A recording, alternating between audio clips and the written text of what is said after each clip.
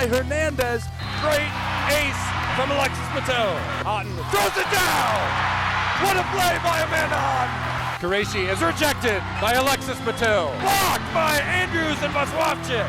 Hovey into the crowd. Set goes to BG. And the Falcons, the Cardiac Birds, have done it. Bowling Green takes it in 3 sets. Bring out the brooms, because that's a sweep for the Falcons.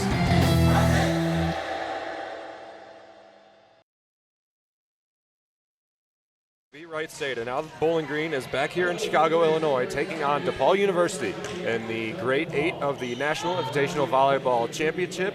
One of their longest postseason runs in the history of the program, certainly under the Daniela Tomic era, and they look to extend it by another game here tonight. Ben Korak here in McGrath-Phillips Arena at DePaul University in Chicago, Illinois for BGSU Volleyball. Before we get started, I should plug the Falcon Media Sports Network, because that is the broadcast today. Go to bgfalconmedia.com and BG_FMSN on Twitter for all BG Athletics news and updates, and go to the BG Falcon Media YouTube channel for the rebroadcast of today's broadcast and all other Falcon Media Sports Network commentaries, as well as some visual content and highlight packages as well. The Falcons against DePaul University, they actually played earlier in the season, just like we did against Wright State. September 14th was the matchup between Bowling Green and DePaul in the DePaul UIC tournament, and they played here in McGrath-Phillips Arena again, so a similar venue for the Falcons today. Bowling Green had a favorable outcome that day, won 3-1, and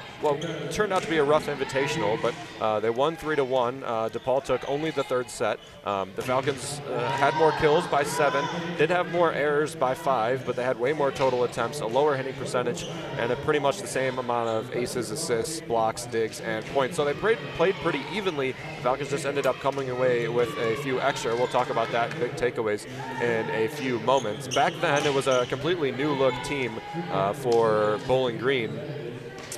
They did have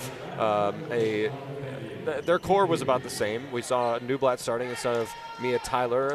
The rest of it was essentially the same. It was one of the first games that we saw Sydney Hernandez really take up that second defensive specialist spot. So a little bit of a new look team. If you remember, that was before the Ohio State series, which was kind of the lowest point of the season for Bowling Green volleyball. It only went uphill from there, and then after that, we had that 5-game win streak to start the MAC season. Against DePaul, the best player for either side, certainly Bowling Green, unsurprisingly, was Lauren Hovey. 17 kills, 7 errors, 31 total attempts on the day, 323 hitting percentage, one of her highest on the season.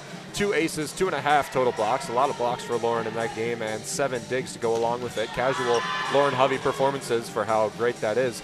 Jordan Newblatt had a great game as well. 12 kills on 26 attempts, a 346 hitting percentage with 3 errors, and middle blockers for the Falcons had an especially good day. If you combine them and view them as one player, they had 21 kills, only 3 errors, 37 total attempts for 486 hitting percentage. They also had 7 total blocks. 5.5 of them went to Jessica Andrews, who was the defensive player of the Invitational, nominated by both DePaul and UIC.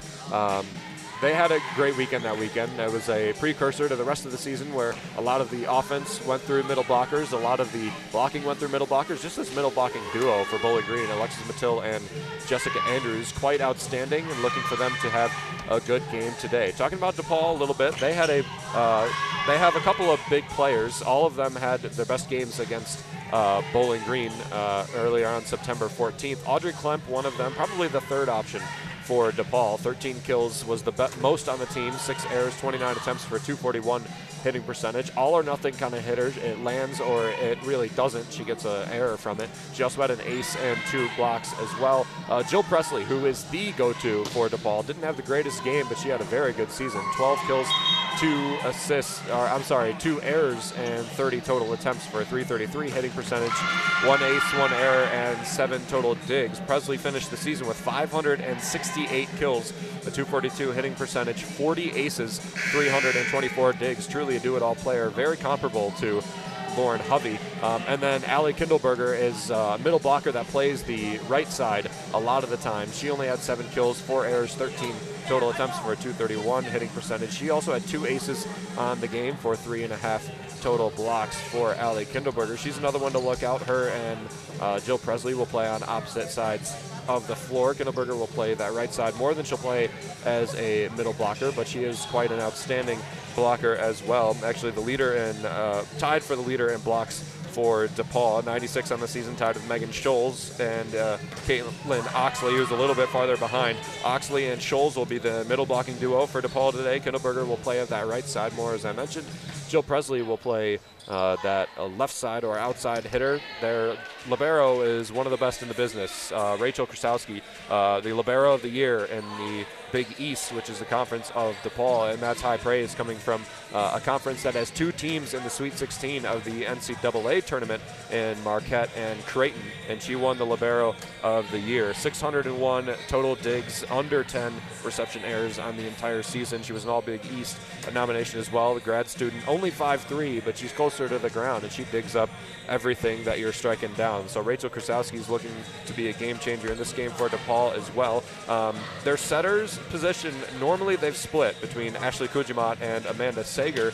Amanda Sager will be the setter today because Ashley Kujamat has not dressed in this game. The senior out of Los Angeles, California, has 677 assists to Amanda Sager's 752, so more than 1,200 combined between those 2 players. Sager will be the premier setter today, so we'll see if that's a little bit of a rough point for DePaul. They've had to play their last game without the use of Ashley Kujamat, but they're going to look to the freshman Amanda Sager a lot more today, actually all today. She had a decent game against the Falcons last, 23 assists, again splitting with Kujamat, who had 15. Both of them played all 4 sets, an ace between the 2 of them and a couple of digs as well, so great player there. Pretty much described the entire roster of DePaul. BG's is going to stay essentially the same in this game, no major changes. Lindsay LaPinta is back for the Falcons, wearing a different color as the libero, so we saw a short stint there with Sydney Hernandez. LaPinta is back to be the libero today, so exciting to see that. 1, she is okay, and 2, the Western Michigan series was not her last series in the orange and brown, as we heard there a couple seconds ago, the girls screaming in anticipation of this event. So big takeaways from DePaul earlier in the season. BG's blocking was key. Andrews had 2 solo blocks and 7 total assists for 5.5 total blocks, 5.5 points, you could say, coming from her blocking. She was outstanding. Her and Mattil have to be great today, along with the hitters as well, getting over there and blocking. DePaul's a very shoddy team. They like to hit off speed a lot, look to go around the blocks. So looking to stay high on the hands is going to be big for Bowling Green. Another takeaway from the game early in the season, on September 14th against DePaul, BG had too many attack errors. They had 24 on the game on 57 kills, so almost halfway. Only one set this season. Only one set in that game they hit above 250. That was a 400 hitting percentage in the final set when they really needed it to convert. The other ones, all of them were below a 250 hitting percentage, actually all of them below 200. So not great in that game as far as hitting goes. The first 3 sets, they had half as many errors as they had kills. And while that doesn't sound like it's a bad ratio, it's a horrible ratio. You want to be somewhere in the 3-to-1 range from kills to errors, and that's at the least. So Falcons had too many attack errors in that game. They have not had a win this season in which they've hit lower than they did in that DePaul series, a 254 hitting percentage in that DePaul since the only other times they've lost a game when they hit lower was Eastern Michigan and Western Michigan in the MAC championship. Those are the only other times they've hit lower than 254, and they lost both of those games. So if they hit above 250, they're going to win, and that should be a huge goal for the Falcons today, is to hit efficiently, come away with this in 3 or 4 sets. Also in that same hitting vein, DePaul had a higher hitting percentage, but less total attempts. If they had the same number of attempts as Bowling Green, they would have flipped 2 of the sets and actually won them if you divide up the kills that they would have had. And I know that's speculation, but DePaul, if they had the same amount of attempts, 130 for Bowling Green, 114 for DePaul, if they had the same amount of attempts, they would have come away with 2 sets, and we'd be talking about that game a little bit differently. So the Falcons were on the verge of losing 2 of those sets, 25-23, the final score in both, and that could have flipped on a dime. So the keys to Bowling Green winning today: win the reception battle. 3 out of the last 5 matches, Bowling Green has had 6+ reception errors. During their winning streaks, the 5 to start the MAC and their 11 to finish it, they were averaging about 5 reception errors per game. They need to keep the reception errors low, have clean passing. They're a better team than DePaul. They just need to play like it and not shoot themselves in the foot. Blocking, we mentioned, is going to be a big thing for Bowling Green today, and hitting efficiently as well. They've done a very good job hitting efficiently lately, a 300+ hitting percentage since the beginning of November, outside of the Western Michigan loss, of course. Bowling Green is 4-8 when hitting below 250. That's every loss of the season, those 8, besides Central Michigan, which is 9. They hit 261 in that game. Bowling Green is 19-0 when they hit above 250. That is an outstanding ratio when you're hitting above 250. That should be the goal for every game, is to hit that 250 mark. And statistically, if that's a barometer of the season, you should be winning the game. So, with that being said, we'll take a step aside just for a few moments. When we bring you back, we'll have the first serve of Bowling Green versus DePaul in the Great 8 of the National Invitational Volleyball Championship. You're listening to WBGU 88.1 FM.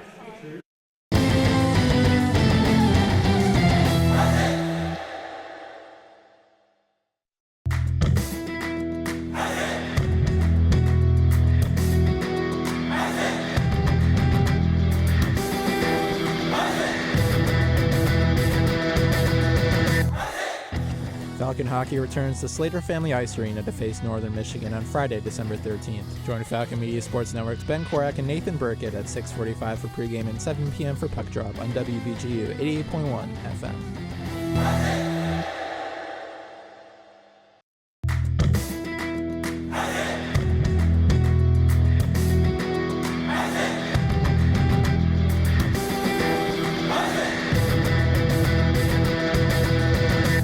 BGSU hockey takes on the Bemidji State Beavers for the second game of a 2-game series at Slater Family Ice Arena on Saturday, January 11th. Join Falcon Media Sports Network's Ben Korak and Sean Connolly at 6:45 for pregame and 7 p.m. for puck drop on WBGU 88.1 FM. The morning show on WBGU FM is brought to you by the Bowling Green Chamber of Commerce.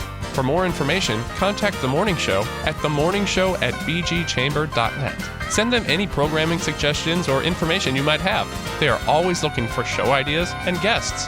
To have your birthday or anniversary announced, email or call the Bowling Green Chamber of Commerce at 419-353-7945. The Morning Show on WBGU.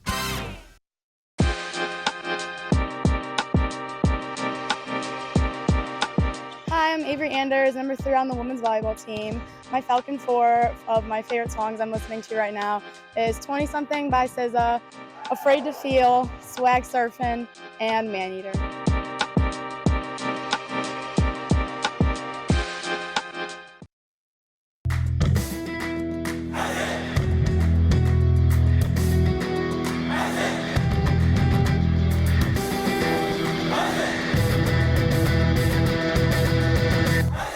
BGSU hockey heads back to Slater Family Ice Arena for the first game of a revenge series against the Bemidji State Beavers on Friday, January 10th. Catch Falcon Media Sports Network's Ben Korak and Sean Connolly at 6:45 for pregame and 7 p.m. for puck drop on WBGU 88.1 FM.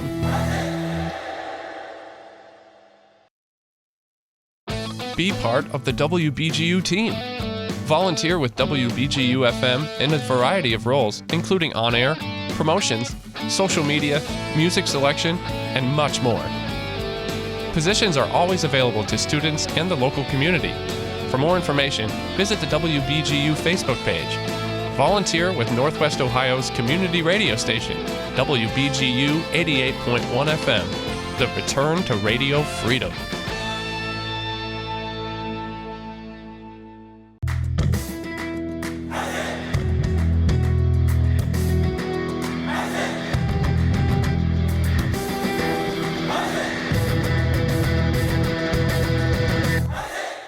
BGSU Hockey plays the second game of a weekend series in Sault Ste. Marie, Michigan against the Lake Superior State Lakers on Saturday, January 4th. Catch Falcon Media Sports Network's Ben Korak at 6:45 for pregame and 7 p.m. for puck drop on WBGU 88.1 FM.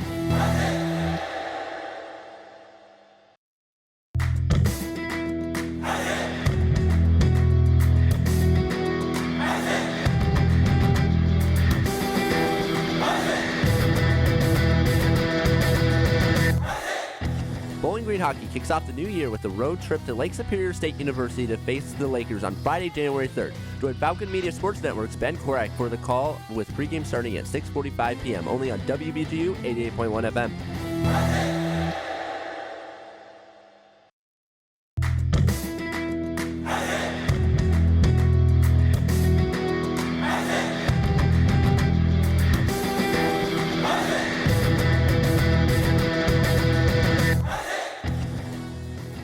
BGSU Gymnastics heads to Ypsilanti for their first road meet against the Eastern Michigan Eagles on Sunday, January 12th at 1 p.m.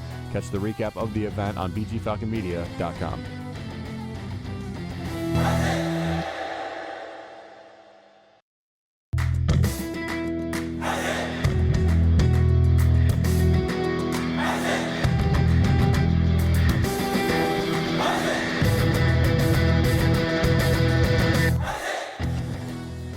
Are you a fan of BG Falcon Media's live sports talk show, The Swoop? While there will be no more productions over winter break, episodes will air again every Tuesday beginning on January 28th only on the BG Falcon Media YouTube channel.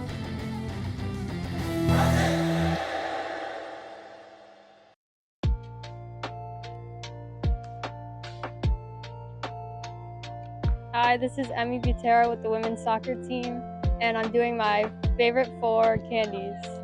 So my first one is Jolly Ranchers. My second one is Sour Patch Watermelon. My third one, probably Gummy Bears.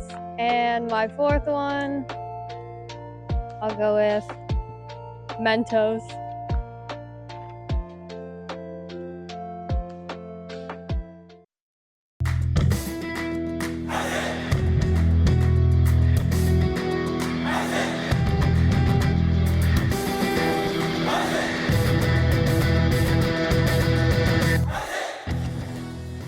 Are you a fan of BG Falcon Media's live sports talk show, The Swoop? While there will be no more productions over winter break, episodes will air again every Tuesday beginning on January 28th only on the BG Falcon Media YouTube channel.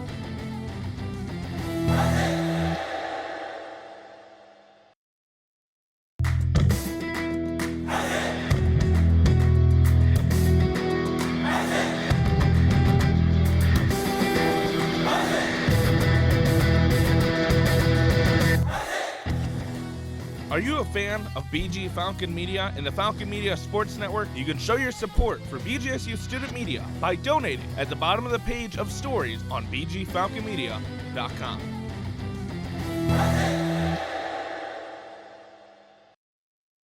Northwest Ohio's community radio station is looking for new volunteers just like you.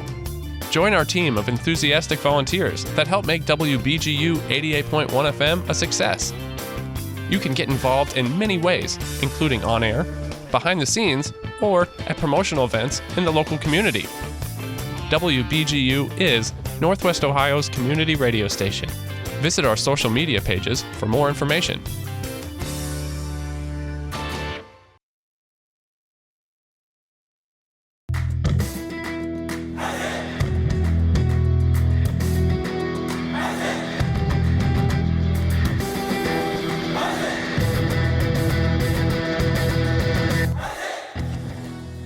Are you a fan of BG Falcon Media and the Falcon Media Sports Network? You can show your support for BGSU student media by donating at the bottom of the page of stories on bgfalconmedia.com.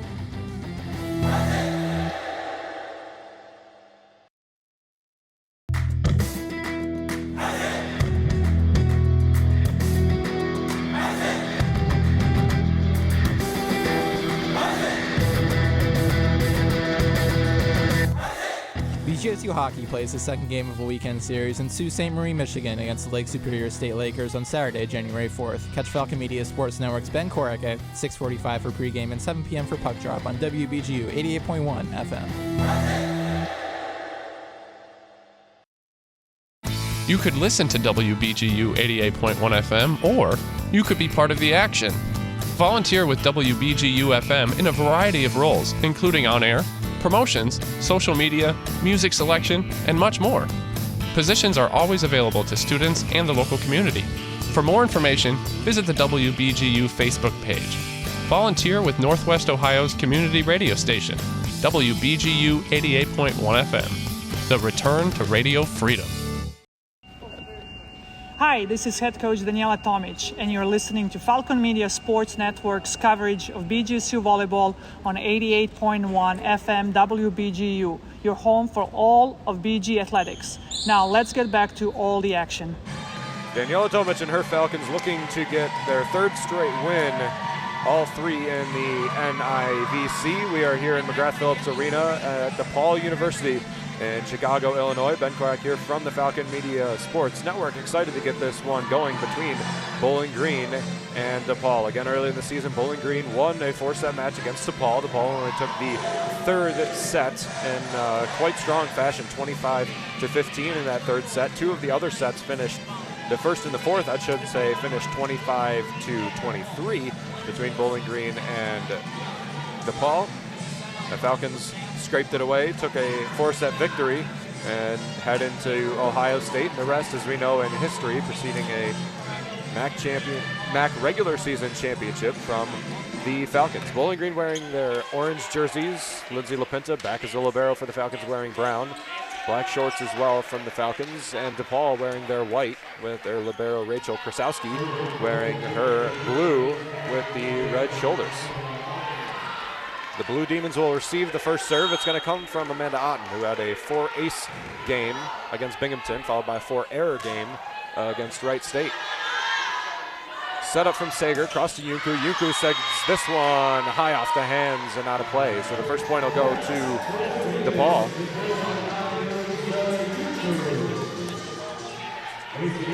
Luisa Yunku, freshman out of Brescia, Italy. Yunku serves this one and sends it long. 1-1, DePaul and Bowling Green tied up. Yunku, a freshman out of Brescia, Italy. 156 kills this year as an outside hitter. 99 sets played, and the 4-set match versus Bowling Green had 6-3 and 15 for a 200 hitting percentage. An ace, a couple of digs, and a block as well. Avery Anders, the first server for Bowling Green. Over, sends it just deep. A high floater, and it floated just a little bit too long on the back line here in McGrath-Phillips Arena. DePaul takes a 2-1 lead over Bowling Green as Rachel Krasowski goes back for the serve. 17 aces, 14 errors on the season. No aces, no errors against Bowling Green earlier. The libero of the year, this one will be an ace as it's Mr. C by Adita Vaslavchik, who just checked into the game.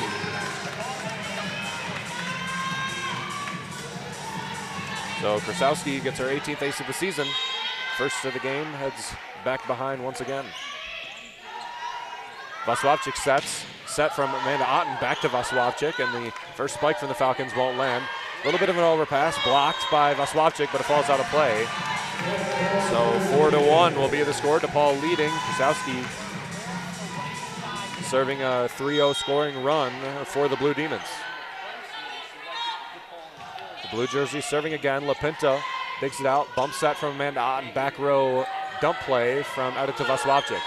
Resetting it. Sager sets back to Kindleberger. Goes off the block. Anders diving in, stepping up and make the play. Matil with the rip, and it falls down past Nora Mannion on the back row. It's the first true point for the Falcons in this game, in their second. Middle blockers playing a huge part in the game earlier in the season on September 14th against DePaul. 21 kills in that game. If you lump them together into one player, the leader for the Falcons. Joe Presley with a rip. It goes off the shoulder of Alexis Matil on the back row before Lindsay LaPinta can sub in for her.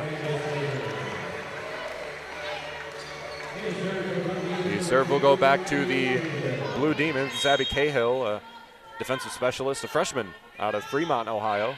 A traitor to the state of Illinois. Otten sets back to Hovey. Hovey with a rip off the block. Can't fall down. Sager keeps it up. Krasowski back, bump set to Presley. Presley is blocked by the Falcons. Andrews and Hovey.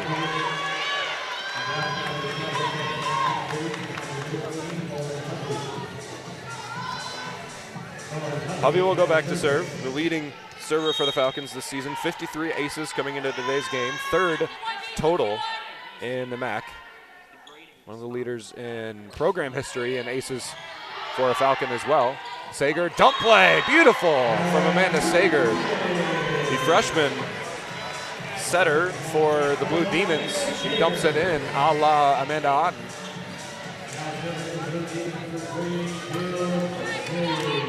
Trading points now, DePaul and Bowling Green.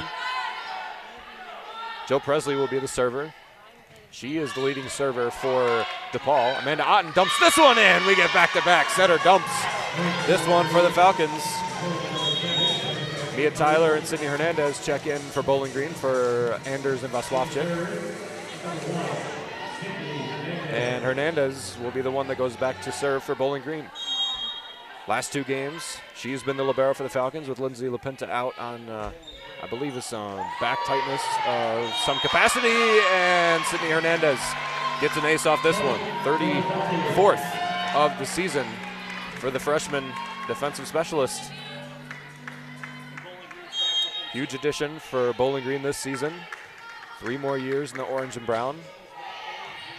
So excited for that, a precursor to her libero status next season. The last couple of games, diving play by Lapinta over to the near side. Tyler with a rip now, and it'll fall in past Rachel Krasowski. Good hit to go high off the block from Mia Tyler. Decent blocking for both of these squads. 10 total blocks from DePaul in the game earlier in the season. 2 solos, 16 assists. Falcons had 13 total and a 5.5 block performance from Jessica Andrews. Hovey keeps it up. Otten, 4 set to Tyler. Tyler with a rip down the seam, and she gets that one to fall as well. Cross-court attack from Mia Tyler. She's up to 3 kills. 4-0 scoring run for the Falcons now, canceling out DePaul's 3 when they took a 4-1 lead. Hernandez serves again. Presley misreceives. It'll be kept up, but dumped away by Krasowski. Hovey to Otten. Otten back set. Andrews on the slide. What a pound by Jessica Andrews. Falcons hitting their stride the last couple, 5 in a row for Bowling Green with the serving ability of Sydney Hernandez.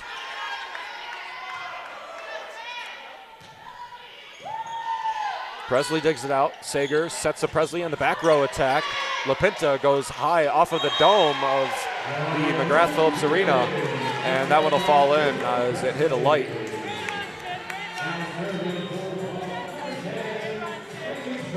It is above the rafters, so it does count, even though it hit a part of the field of play. Also hit inside the field of play if you extended it as a curtain. Lapinta.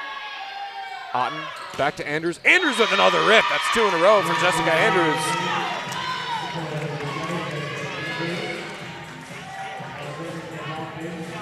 Lapinta will go back after the kill from Andrews.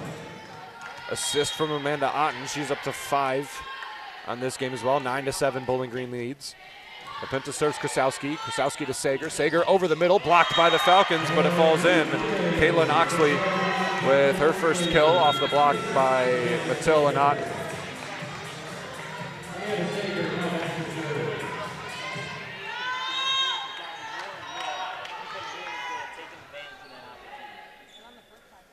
Sager for the serve, the setter for DePaul. High, lofting in, Lapinta. Otten over to Mattil. Mattil tries to get it to fall in, but can't do it. Now Yunku with an attack for DePaul and sends it wide. Good lead from Sydney Hernandez on the left side of the court.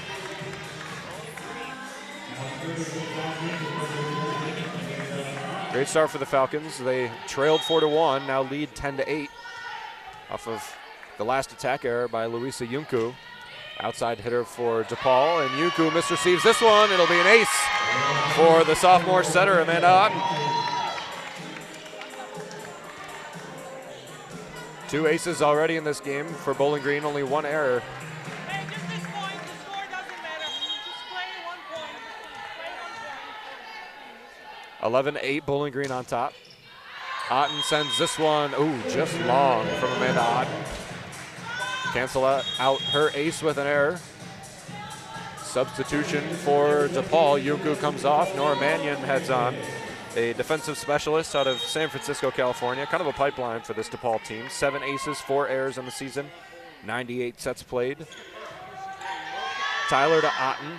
Otten back to Hovey. Hovey goes off the block and out of play to the far side of the court.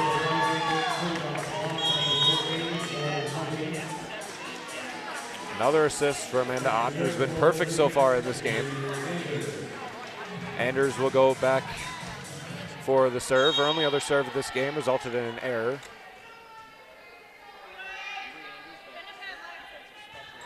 She's got 38 errors, only 15 aces on the season, but serves a lot for Bowling Green. Kindleberger with a rip, kept up by Anders. Perfect to Otten. Otten to Vaswavchik, and that'll fall in off the block from Edita Vaswavchik.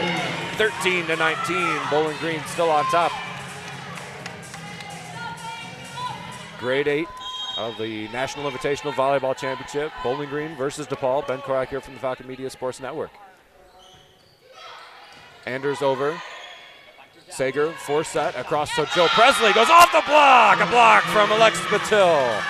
Electric reaction by the 5th-year senior, and that forces a timeout to be called by Marie Zidek of DePaul. Falcons on top. 14-9 on a 3-0 scoring run. We'll take a step back. You're listening to BGVB on WBGU 88.1 FM.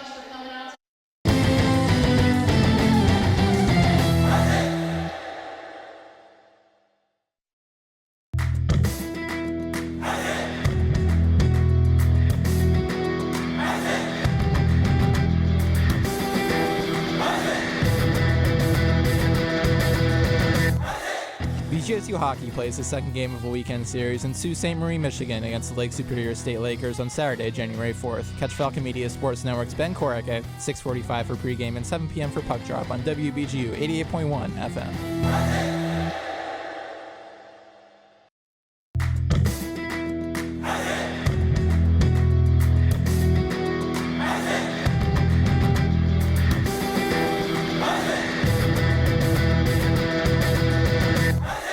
BGSU hockey plays the second game of a weekend series in Sault Ste. Marie, Michigan against the Lake Superior State Lakers on Saturday, January 4th. Catch Falcon Media Sports Network's Ben Korak at 6:45 for pregame and 7 p.m. for puck drop on WBGU 88.1 FM. Bowling Green on a 3-0 run. They force Marie Zidek of DePaul to take a timeout in her 7th season with the Blue Demons. 14-9, Bowling Green on top in the first set of the Grade 8 matchup between DePaul and Bowling Green. Anders sends this one. Mannion has to lay back to receive this one. Kindleberger sends it down to the floor on the Falcons side. A middle blocker early in the season when the Falcons faced them was the leading blocker by far for DePaul. 6 total blocks in that game out of 10 total for DePaul. Now playing more of a right side position. Vaswavchik goes off the block and long out of play. Great play by Edita Vaswavchik. Just rips it through the hands.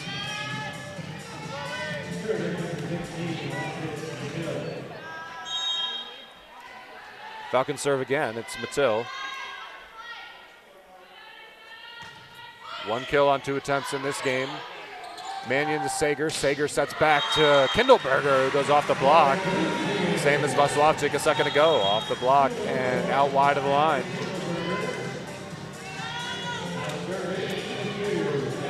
Player we haven't seen in this game is Audrey Klemp, grad student outside Hinner. Played 105 sets this season. Otten sets across to Vaswavchik, goes off the block again. Great save by Lindsay Lapinta. But somebody hit the net for DePaul. They stuck with the play, but it was blown off. And they took it off of the error by DePaul.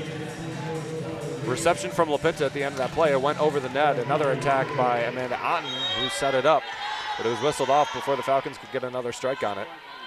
And applause coming from Danielle Tomic and Allie Cook of the Falcons. Set up from Sager, back to Kindleberger. That's 3 times in a row they've gone to her off the bat. Otten back set to Hovey from the back row, off the block, kept up again. Sager, 4 sets to Presley. Presley tips it over. Vaswavchik ranges near side to make that play. Hovey with another rip down off the block. Megan Scholes, the sophomore, stepped up for that one, but Hovey went side off the hands.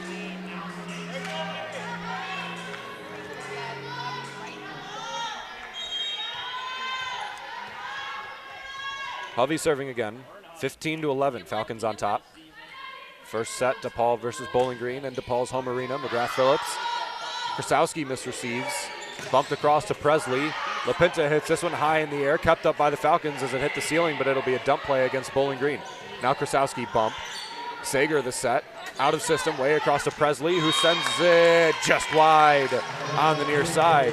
Inches away from a attack down the line. And another timeout will be taken by Marie Zidek. 16-11, Bowling Green on top. You're listening to BGVB on WBGU 88.1 FM.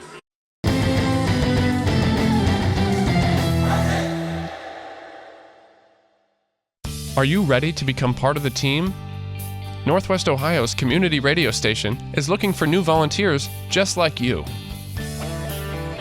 Join our team of enthusiastic volunteers that help make WBGU 88.1 FM a success. WBGU is Northwest Ohio's community radio station. Visit our social media pages for more recruitment information. WBGU, return to radio freedom.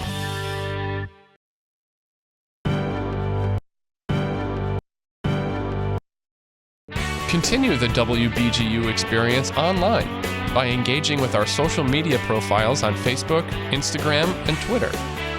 Subscribe to our feeds to stay connected with the local community and receive information about special events and programming.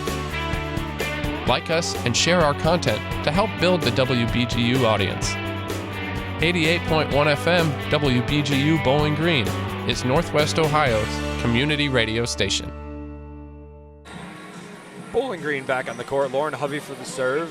Anders, Otten, LaPinta, Vaswavchik, and Andrews, the crew for the Falcons right now.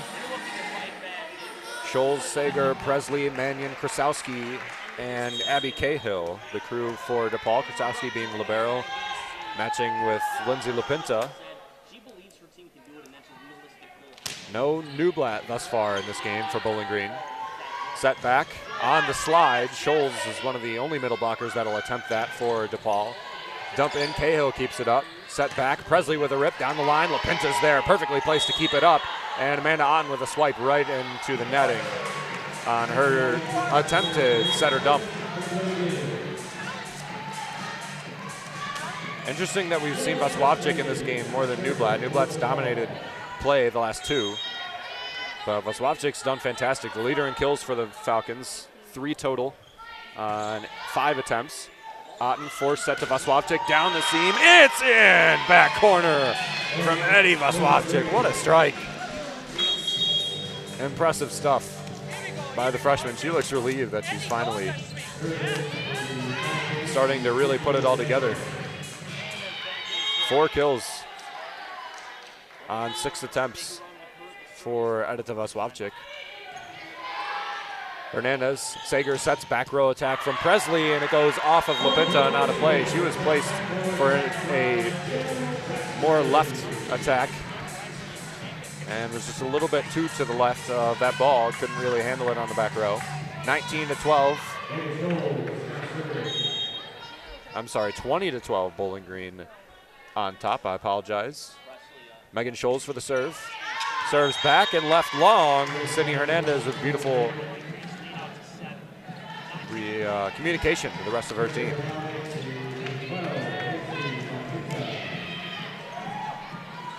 If I'm not mistaken, both timeouts used by Marie Zidek in this first set. 20-13, Bowling Green on top. Dominating performance the last 10 points or so from the Falcons. Attack by Yavuz. This one's a rip from Tyler. That's kept up in the air, playing the outside hitter position now. Yavuz sends this one down the line, inside the pin, but wide of the line. The Falcons take their 21st point. Yadmur Yavuz with the error there. Only 78 sets played on the season, under 100 kills, 0.53 hitting percentage, but with Audrey Klump not playing, assuming for injury as of right now. She's going to have to fill in a spot. LaPinta dives to the near side but can't make the play. That'll be a rip for what I believe was Caitlin Oxley.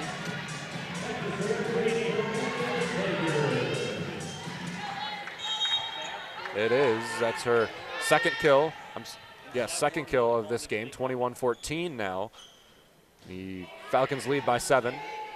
Hernandez to Otten. Otten across to Tyler. Tyler ripped down, and it's dug up by Krasowski.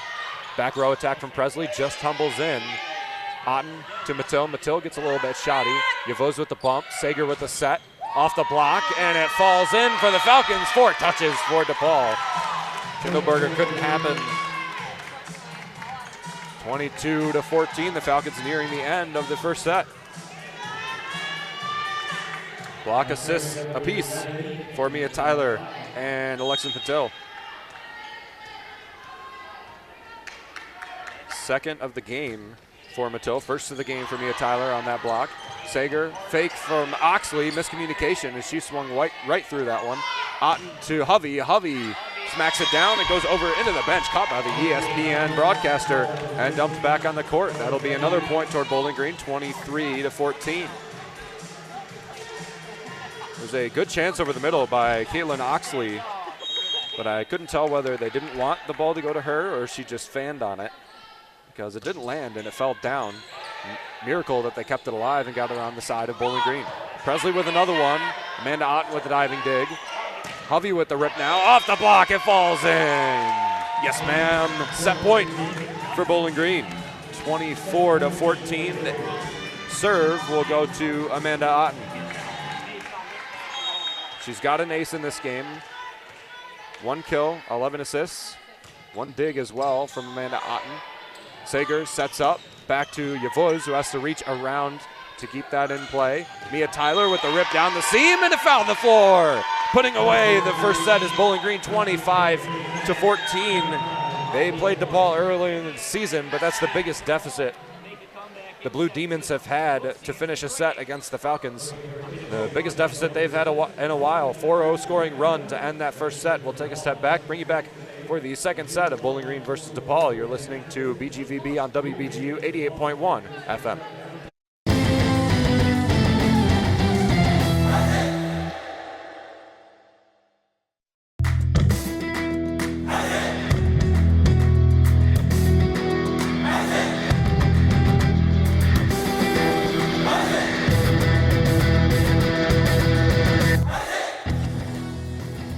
To listen to replays of recent Falcon Media Sports Network's broadcasts, tune in to WBGU 88.1 FM every weekday morning from midnight to 3 a.m.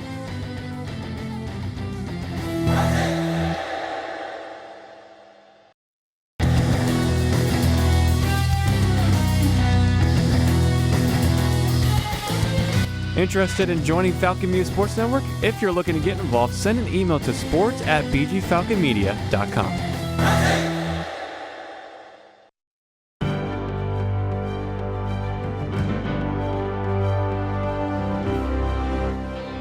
On October 4th, 2024, BGSU Volleyball opposite hitter Lauren Hovey recorded her 115th career service ace in BG's comeback reverse sweep of Western Michigan, passing Paige Penrod for the most in program history during the rally scoring era. Falcon Media Sports Network's Chaz McNeil had the call of the historic moment on WBGU 88.1 FM. And that will make history. Lauren Hovey's 115th ace in the rally scoring era is in the history books as the Stroh Center applauds. This has been a Falcon Media Sports Network featured call.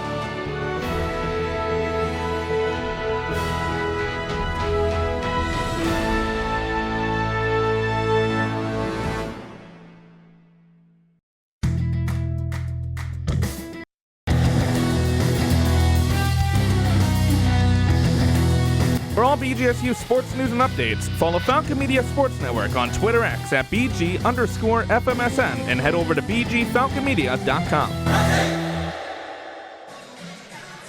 Attack efficiency was one of my keys to the game that I established in the pregame, our Falcon Media Sports Network broadcast pregame, and that was the epitome of what the Falcons did in that first set. 15 kills 1 attack error, 560 hitting percentage on their 25 attack attempts. Blocking as well was big, 3 total blocks for the Falcons, and reception percentage, well, they don't have a reception error. So all 3 points that I hit in the pregame, the Falcons have executed on to a T as they take the first set 25-14 over DePaul. Ben Korak here from the Falcon Media Sports Network. For all BGSU sports news and updates, go to bgfalconmedia.com or BG_FMSN on Twitter. And for the rebroadcast of this and all other Falcon Media Sports Network broadcasts, as well as highlight packages and other video content from our great organization, go and follow the BG Falcon Media YouTube channel. Bowling Green on top, 1-0 in the grade 8 of the National Invitational Volleyball Championship. Winner advances, loser goes home. Pretty simple here in the postseason tournament. And Falcons with only 6 teams left that they can possibly face in the entirety of the NIVC. Hernandez sets from the back row. Mattil with an attack now, and it goes off a couple of hands out of play. Bowling Green takes the first point off of an attack from Alexis Mattil.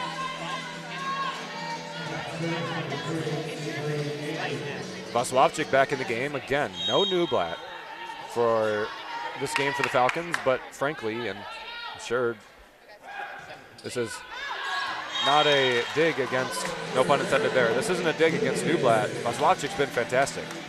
He tied for the best striker on the team with Lauren Hovey, 4 kills on 6 attempts for both of those players. Service error for Avery Anders. Anders to Otten, back to Vaslavchik, who attacks again. Mannion keeps it up. This one, another dump play from Megan Scholes, and she reaches over and pushes that one down to the Falcons' side, 2-1.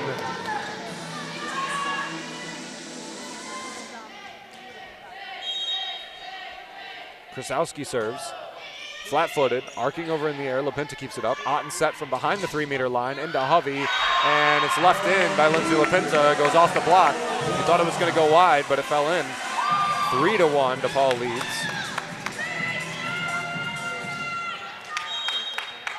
Hear DePaul screaming right there. Pretty good start to the second set. Otten backsets Hovey. Hovey with a rip down the line, and she fills it. Perfectly placed on the back line.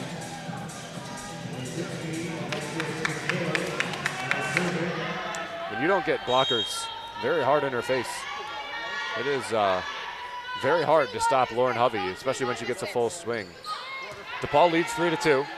Sager, force set, way across to Joe Presley. Presley sends it high, but falls it in just above the blockers, and it still tumbles in for the grad student out of Plano, Texas, the best hitter for DePaul. She's got 12 total attempts in this game. Already more errors than she had against Bowling Green earlier in the season. She had 2 on 12 kills earlier. She's got 4 kills, but 3 errors in this game. Jessica Andrews sets her set up long. And 5-2 will be the DePaul lead, with the Falcons leading 1-0. Cahill, defensive specialist, serves this one wide, and a point will go back to the Falcons.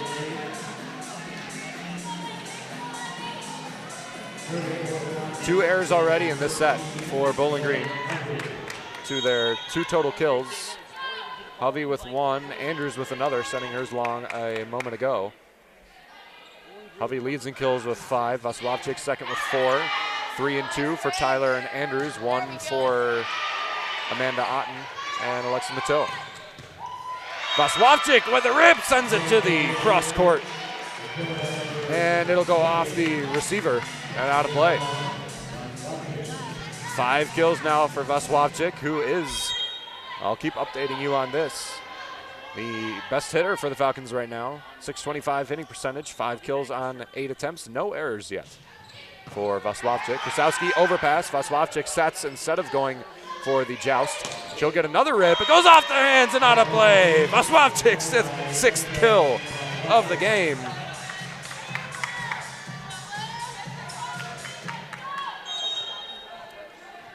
Hovey for the serve. 3-0 scoring run for the Falcons as they tie it up 5-5. And a serving error for Hovey as she sends it just below the tape. Subbing in is Yagmur Yavuz for Nora Mannion. Not the deepest bench for DePaul, only 4 girls standing on the bench compared to the Falcons, probably 10 plus.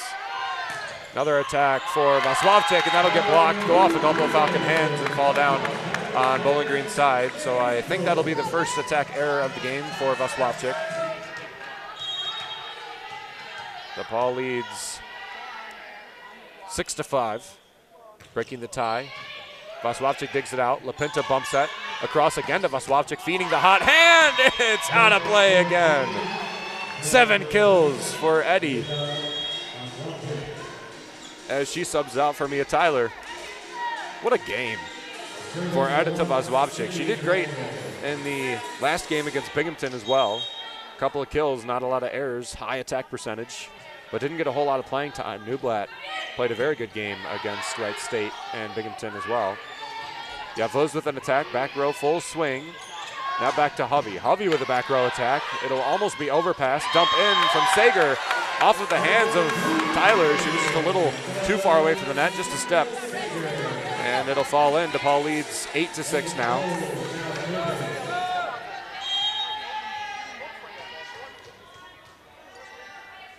Sager's second kill of the game. 10 assists, 2 digs, and a block for the freshman setter. Andrews goes off the blocker. Cahill back to Yavuz. Yavuz is blocked by Andrews and Otten. Andrews has had a history in this arena. They all defensive, a first team, all invitational, and one of the best defensive players in that invitational as well earlier in the season in the DePaul UIC. And this one tumbles in front. Lindsay LaPinta's first ace of the game. Her 21st of the season, only 20 errors. Not the most aces, but when you put into perspective that she doesn't have any errors either. This one tumbling in. Yavuz with the rip, off the block. Hovey keeps it up. Amanda Otten with the bump set. This one will fall in. Yavuz gets caught flat-footed, and it'll fall in as Zidek really doesn't like that one. She's looking up at the board to see if they should use the timeout. Yavuz has not had the greatest last couple of plays on the defensive end especially. Hasn't landed both of her attacks either. Cahill to Krasowski, bump set back to Yavuz. Yavuz with a rip, she's blocked. And it goes off of Yavuz. And out of play. Horrific turn for Yagmur Yavuz, who pretty much has to be in the game with the missing Audrey Klemp. We'll take a timeout by Maria Zidek and step aside for a few moments. You're listening to BGVB with a 10-8 lead here in McGrath-Phillips Arena on WBGU 88.1 FM.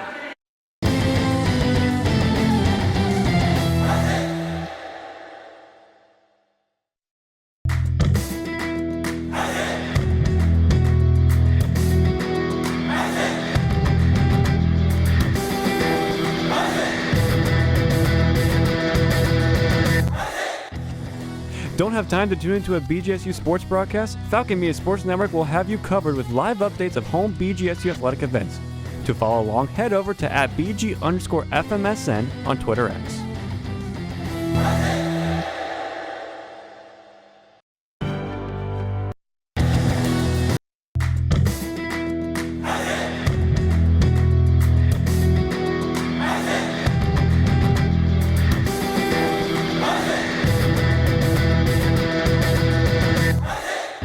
Falcon Media Sports Network is finally back on the road with BGSU hockey.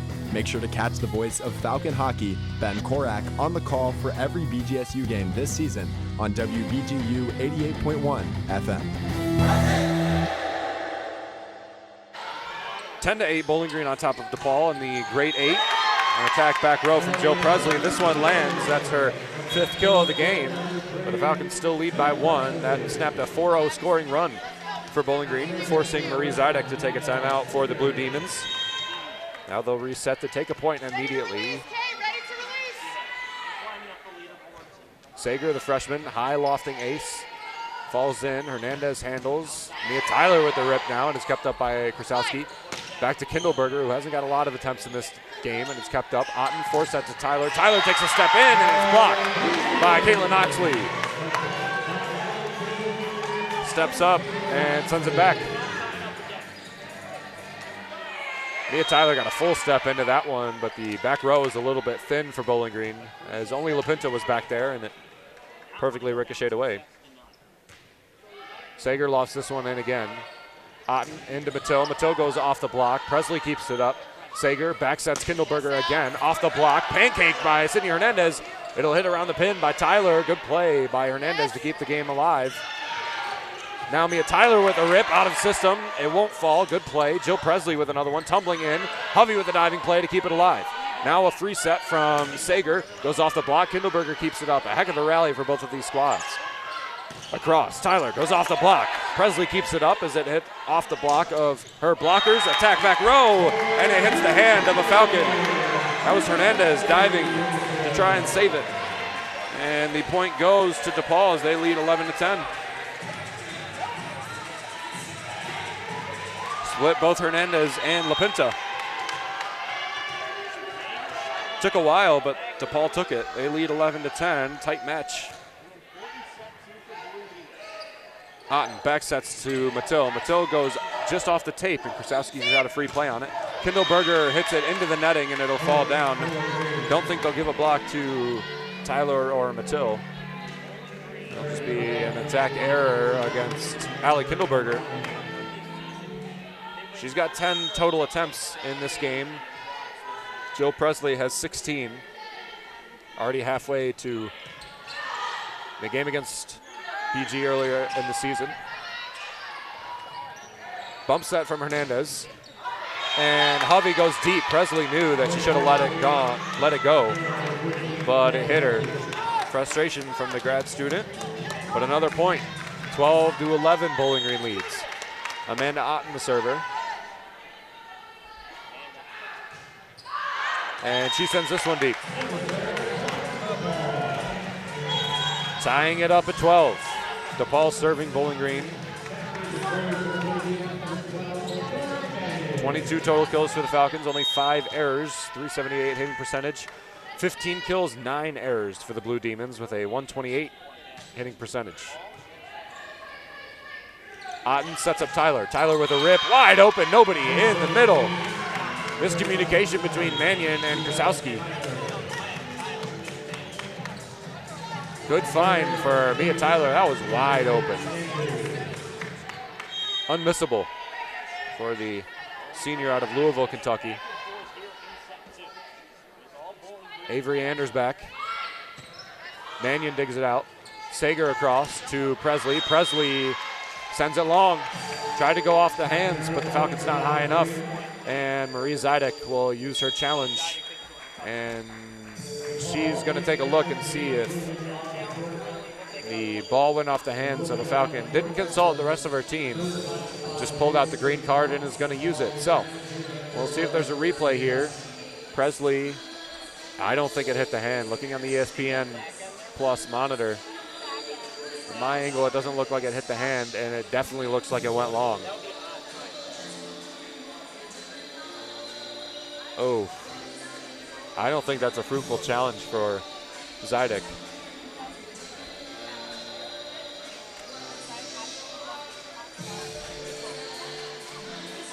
But we will see.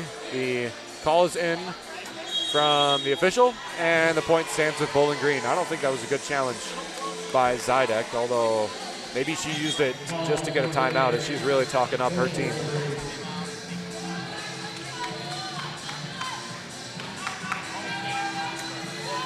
Quite a sizable gap, I won't lie. Pretty sizable gap between the hands of the blockers for the Falcons and Jill Presley's hit. That's her 4th error out of 10 for DePaul.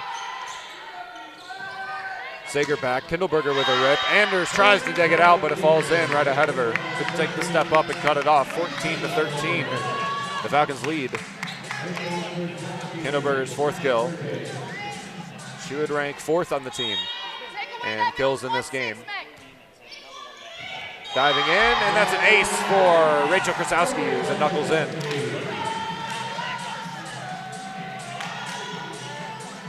LaPinta just too far back, caught on her heels. Couldn't get enough of the hands under it. The serve calls in from Zidek, who gave a position marker. He's serving LaPinta, who sets it. Otten sets it, and Mattil sends it wide. That's the first attack error of the night for Alexis Mattil.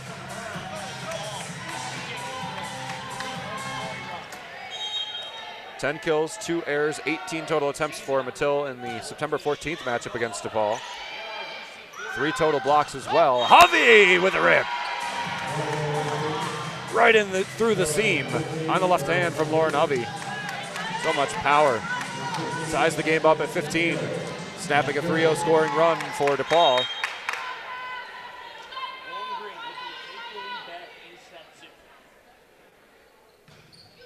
Mattil's knuckles in. Krasowski to Sager. Sager goes off the block and out of play. Jessica Andrews is the lone blocker. She was on it.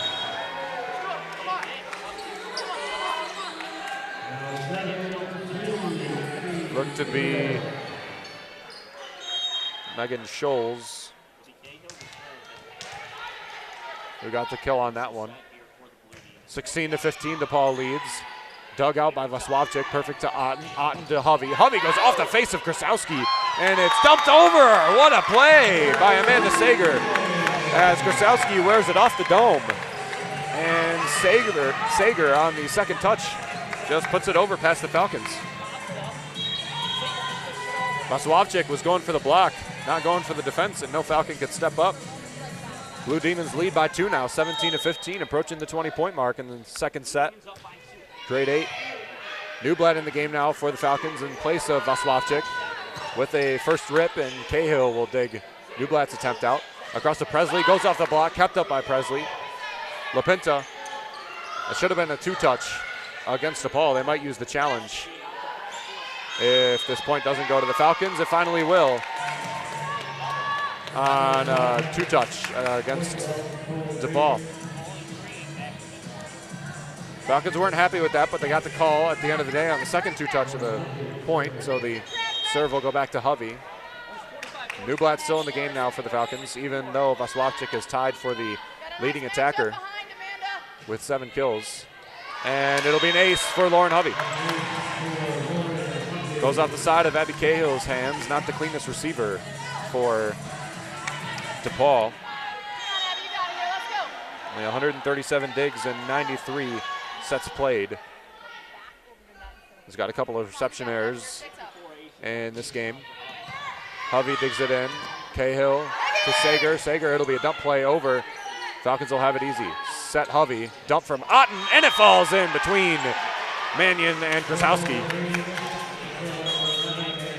18-17, Bowling Green on top, forcing Zidek to take a timeout amidst another 3-0 scoring run for the Falcons. You're listening to the Grade 8 Bowling Green versus DePaul, BGVB on WBGU 88.1 FM.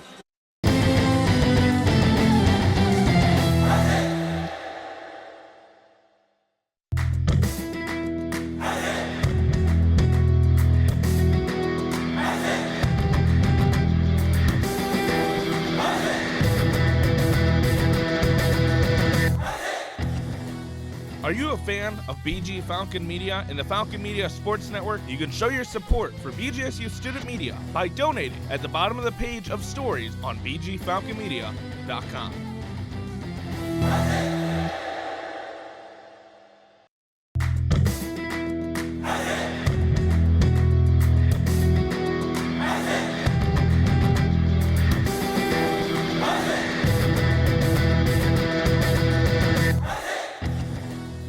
Are you a fan of BG Falcon Media and the Falcon Media Sports Network? You can show your support for BGSU student media by donating at the bottom of the page of stories on bgfalconmedia.com.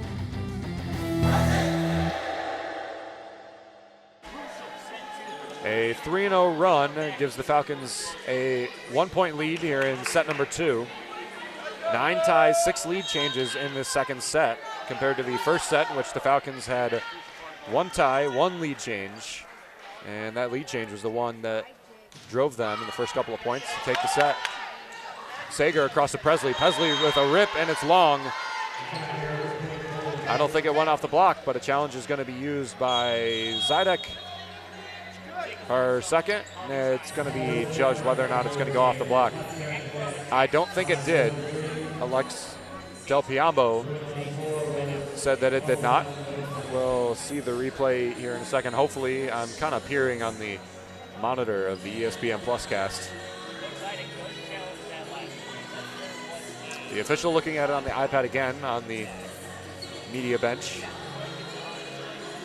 They only showed the replay once, so it must be definitive that it did or didn't hit the hand. I thought it did personally, but Coach Alex Del Piombo says no. Oh, that one's close. Couldn't really tell. Did the ball change direction? Didn't look like it changed direction. Didn't look like the spin shifted. Can't see whether or not the finger actually touched the ball. Coach Alex was livid that it was not. So we'll trust her for now. As the Falcons currently have a 19-17 lead, continuing their 4-0 scoring run. Now the decision is in. They'll tell the score official, and it will go off the point. So Zidek's second challenge will land, and it'll be an 18-18 game, a 2-point swing in favor of DePaul, as that is the 10th tie of the second set.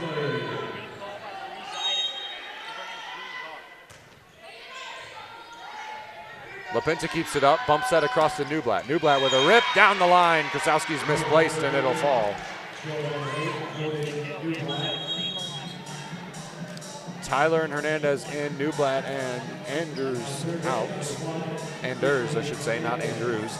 19-18, the Falcons on top.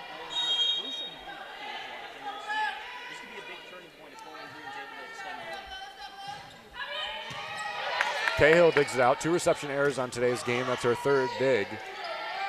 Otten forced that across to Tyler. Tyler's blocked way up in the air. LaPinta.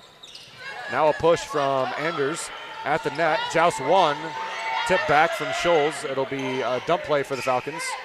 Otten across to Tyler. Tyler with a rip. Off of Krasowski, out of play. Mia Tyler's 6th kill. Falcons now with 3 players, 6+ kills. Push. Yeah, 20-18, the Falcons first to the 2-0. And this one's over, and an ace for the Falcons on the missed reception by Abby Cahill. She's not going to get a reception error for that, but that is her third. Hernandez for the serve now. Bowling Green 21, serving DePaul's 18. Presley, back row attack, tipped up by Tyler at the net. Falcons will still get 3 touches, though. Tyler on the third, off the block, on a play. Cahill can't get there in time. 22-18, the Falcons pulling away on a 4-0 scoring run.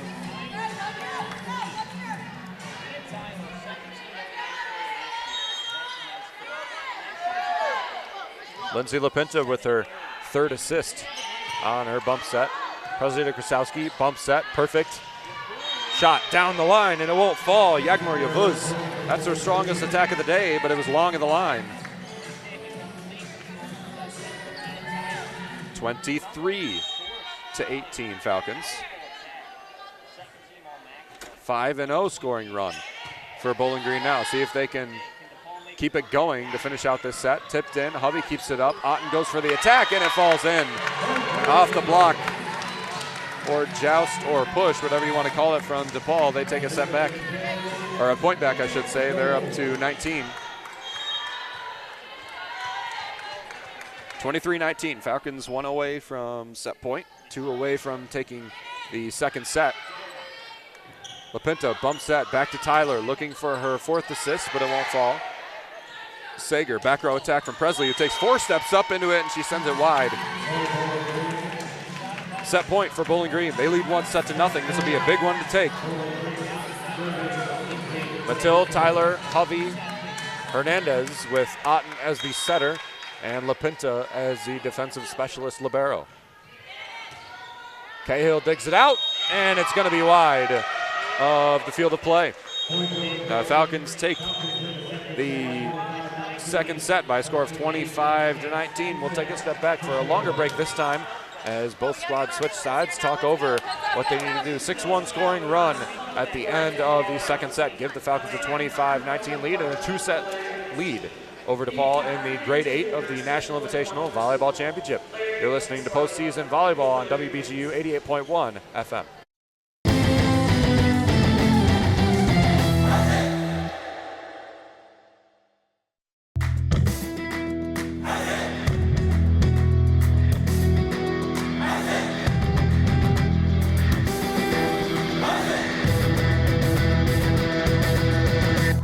Are you a fan of the Zig Zone, Falcon Media Sports Network's weekly radio show? While there will be no more airings during winter break, the show will return on January 12th on WBGU 88.1 FM. Also make sure to check bgfalconmedia.com for all BGSU athletics news and updates.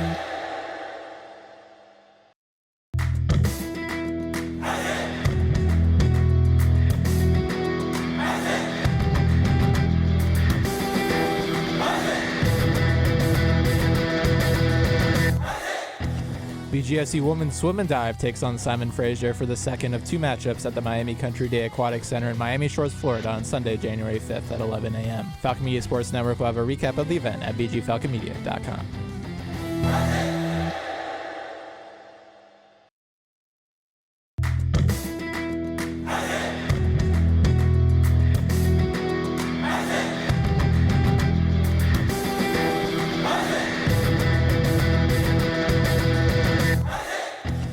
BGSU Swim and Dive takes on the Berry Buccaneers for the first of two matchups at the Miami Country Day Aquatic Center in Miami Shores, Florida on Sunday, January 5th at 11 a.m. Falcon Media Sports Network will have a recap available on bgfalconmedia.com.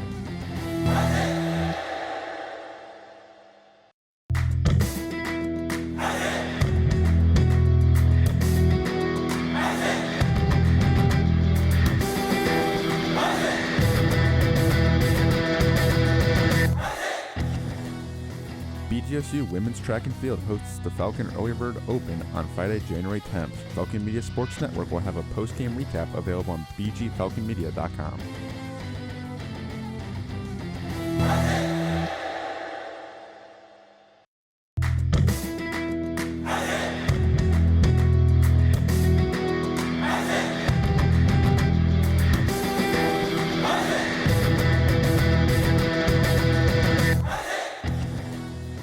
BGSU Swim and Dive returns to the Cooper Pool to take on the Marshall Thundering Herd on Saturday, January 11th at 11 a.m.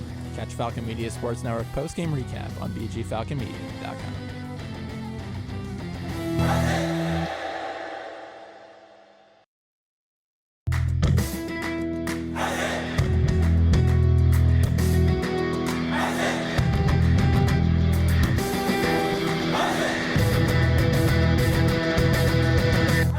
BGSU Women's Basketball faces off against the battle-tested Buffalo Bulls at the Stroh Center on Wednesday, January 8th. Join Falcon Media Sports Network's Lucas Kleinmeyer and Caden Knapp at 6:45 for pregame and 7 p.m. for tip-off on WBGU 88.1 FM.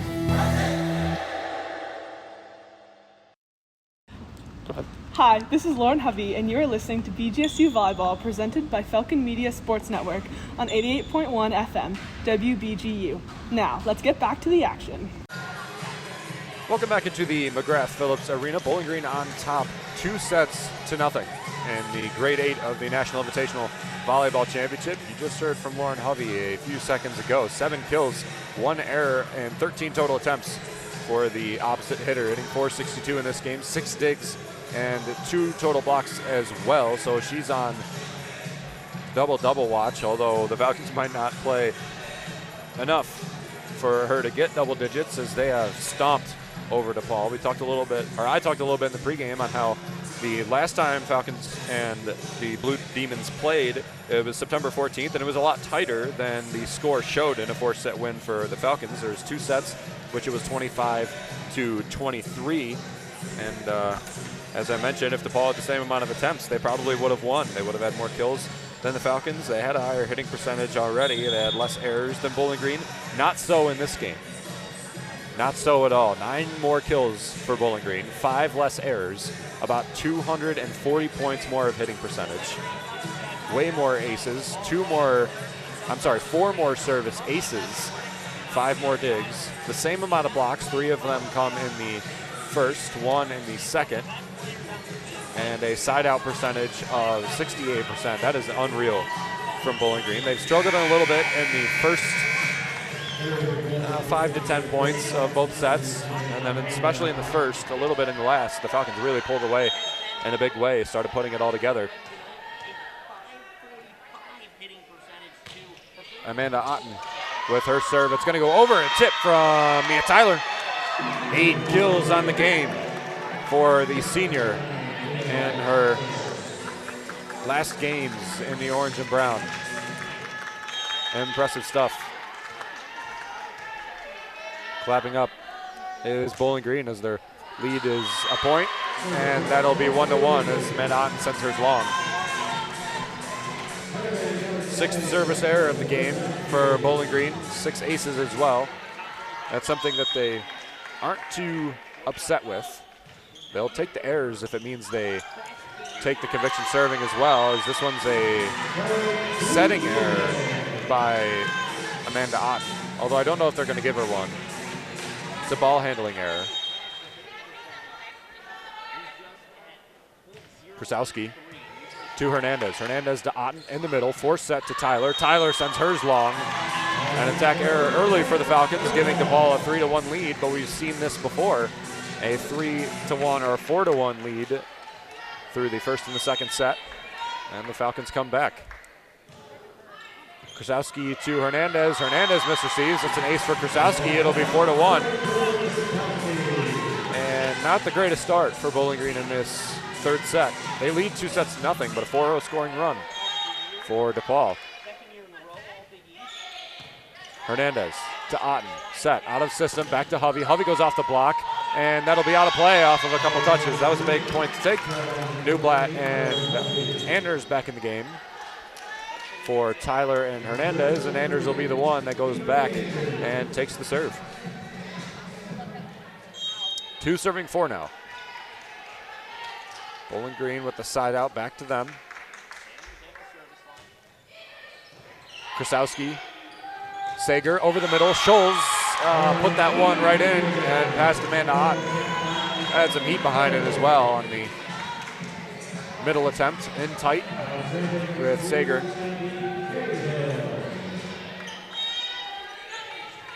Abby Cahill back to serve. 18 aces to only 9 errors. A great ratio.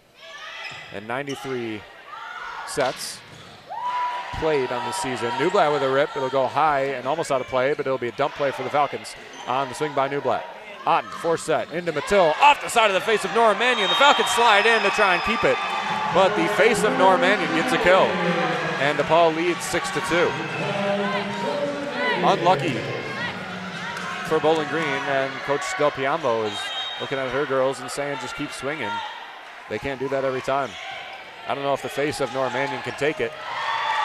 And another misreception from the Falcons, and timeout will be taken by Daniela Tomic as DePaul leads 7-2, their biggest lead of the game, and it comes early in this third set. You're listening to BGVB on WBGU 88.1 FM.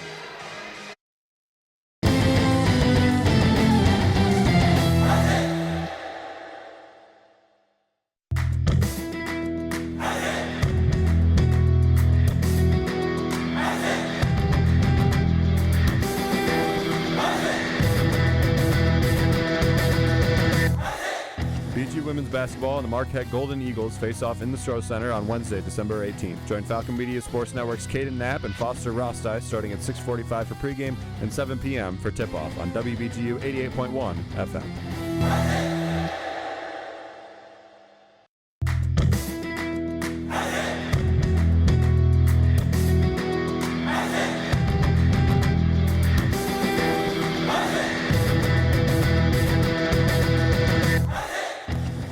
BGSU women's basketball returns home to face Eastern Michigan on Saturday, January 4th. Falcon Media Sports Network's Caden Knapp and Andrew Smith will have the call starting at 6:45 for pregame and 7 p.m. for tip-off on WBGU 88.1 FM.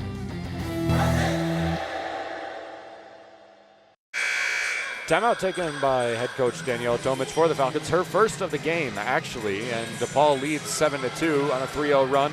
Tomic wanted to stop as much momentum as she could. The Falcons and Blue Demons back on the court here in the grade 8 of the NIVC. Newblad digs it out. Otten set, back to Hovey. Hovey with a rip, a little bit out of system, fading away from the ball. Presley with this one, throws it through the seam. Edita Vaslavchik will go back in the game for Newblatt.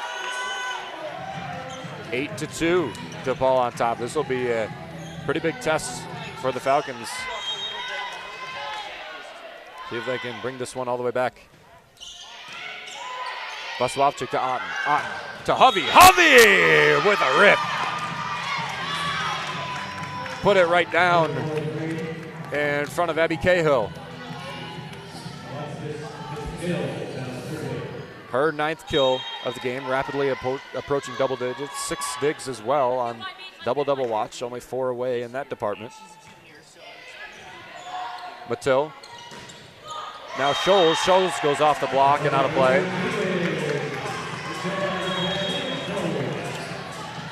Megan Scholes. 4 kills now on 7 total attempts.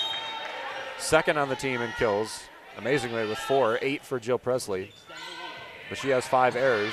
Kept up, dump play from the Falcons. DePaul across to Kindleberger, the opposite hitter, and it'll fall in for Bowling Green. I don't know if that one was in. Zydek's not going to use a challenge on it. It looked like it was wide on the initial play, but 9-4. DePaul needs a 5-point comeback to tie it up. Hovey dives this one in. Sager keeps it up. Back row technical attack, but it's a free ball for the Falcons. Otten to Vaslavchik. Off the block and out. Edita Vaslavchik, 8 kills on the game. What a game from Eddie.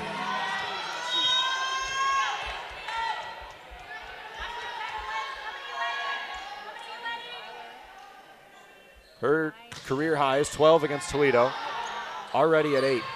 And we're only in the 3rd set. Block off of Andrews, but it'll fall down on her feet. 10-5, DePaul leaves by double of Bowling Green's total.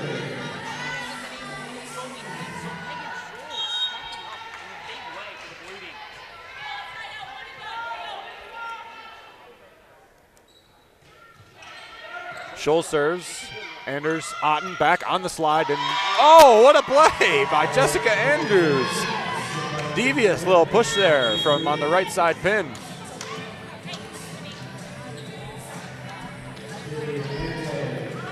Eddie and Anders off. Hernandez and Tyler back in. 3 players with 8+ kills for the Falcons. Only 2 players with 5+ for the Blue Demons. Attack goes high and long of Bowling Green. 10-7. Falcons climbing back up.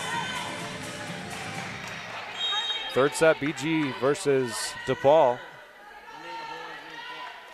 BG trails by 3. Sydney Hernandez serves, knuckles in. Krasowski keeps it up. Sager, back set, deep row attack from Presley. Kept up by Hernandez again. Otten with the bump set. That'll be a little bit too long.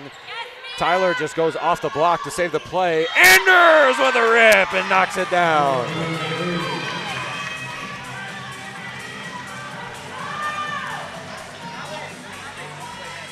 Jessica Andrews. 4 kills now. Big one. Hernandez with her serve. Knuckles in. Harshly handled. Kindleberger with this one, and it'll go off Hernandez on the reception. Perfectly placed. That was going to split the corner if Hernandez didn't get a body on it. Jagmaria Vuz back in the game for DePaul, and back to serve is Amanda Sager, the setter. Normally it's 2-setter system with Ashley Kujamat and Amanda Sager, but Kujamat on concussion protocol will not play in this game, and the way it's looking, not for the rest of the season, as it's win or go home. Toppling in is Mia Tyler. She's tied with Hovey for the most kills on the team with 9. It's 11-9 now. Bowling Green's within 2. 20 total attacks. The most on the team is Mia Tyler's, 16 for Hovey, 12 for Vaswavchik, who's got the highest hitting percentage. And Zydek was talking to her girls. The whistle blows. And they stop play. A premature serve from LaPinta. So LaPinta will go back again and try it for the second time.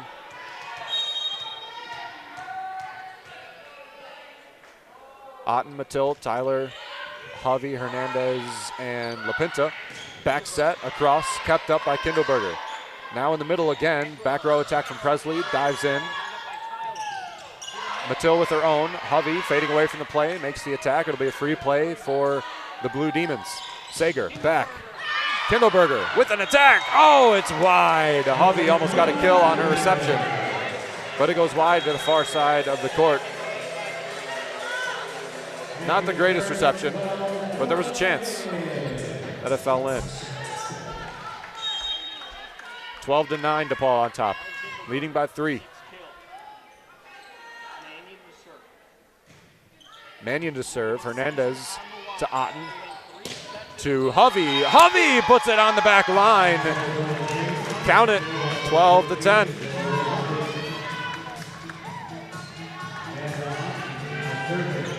Couldn't have placed that ball better if you're Lauren Hovey. Splitting the back line. Right over the middle. Sager sets up middle. Kept up. Oh, good dig from Sydney Hernandez. Tyler tries to knuckle it in. Out and across. This attack from Presley, that had a lot of heat on it. Muy caliente from Jill Presley. Knocks it in, 13-10. DePaul maintains that 3-point lead.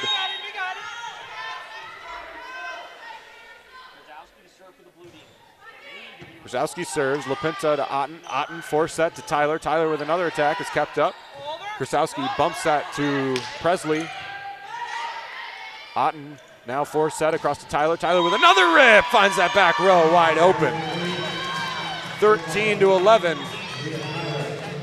Zydek wants a challenge, possibly. Has the green card in her hand. She's used one of her challenges on the game, and she's not going to challenge this one. Looked like she wanted to, but she's going to save it. 13-11. Lost one of her challenges earlier on a tip. Used another one, and got the call overturned. Anders for the serve. Hernandez off. Sager sets over to Presley. 4 players dive in to try and save it. Otten does, but then nobody's there to complete the kill.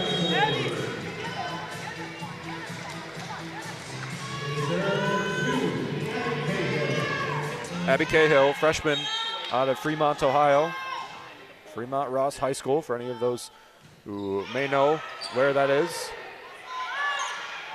Matil to, oh, it goes off the block. The play by the Falcons. They've gone off the block so well in this game. Vaswavchik gets her 9th kill. Otten almost at 30 assists. 3 for LaPinta, 2 for Matil, 2 for Hernandez, and 1 for Avery Anders. Great out-of-system play for the Falcons now as this attack from Megan Scholes will fall in. She's tied for second on the team now with Allie Kindleberger with 6 kills. But Kindleberger and Presley, out of the 14 attacking errors, are 9 of them. 5 for Presley, 4 for Kindleberger. Vaswavchik, Otten, back to Hovey. Hovey, is it off the block? No, it's just wide. Looked like she was going for the block, but missed it. An underrated part of how Edita Vaswavchik's played today is her receiving. Nearly perfect today, and they've been targeting her a lot. Anders with a misreception and allows an ace. And another timeout will be taken by Daniela Tomic as DePaul takes the lead back up to 5. 17-12. Bowling Green trailing by 5 here in the 3rd set of the Great 8 of the NIVC. We're in McGrath-Phillips Arena in Chicago, Illinois, and you're listening to BGVB on WBGU 88.1 FM.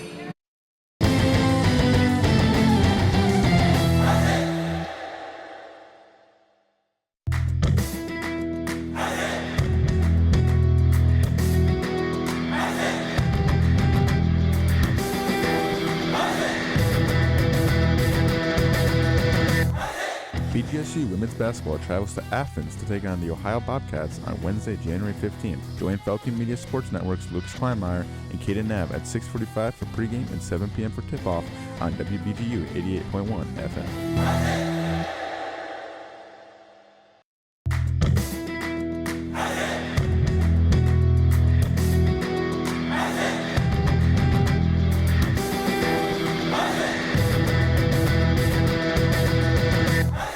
BGSU women's basketball heads to Oxford for a battle against the Miami, Ohio Redhawks on Saturday, January 11th. Join Falcon Media Sports Network's Lucas Kleinmeyer and Kaden Knapp at 12:45 for pregame and 1 p.m. for tip-off on WBGU 88.1 FM. Thomas tries to settle her team down. They trail by 5 and have allowed a little bit of a scoring run here for DePaul as Bowling Green is trying to climb back into it. Ben Korak here from the Falcon Media Sports Network. For all BGSU sports news and updates, including the recap of today's game, go to bgfalconmedia.com or BG_FMSN on Twitter. And for video content, go to the Falcon Media YouTube channel. The attack from Vaswavchik is blocked and drops down on the feet of the Falcons. 18-12 now. DePaul leads as Vaswavchik picks up her second attack error. Digs this one out, and Otten. Oh, what a play! No, that was not around the pin.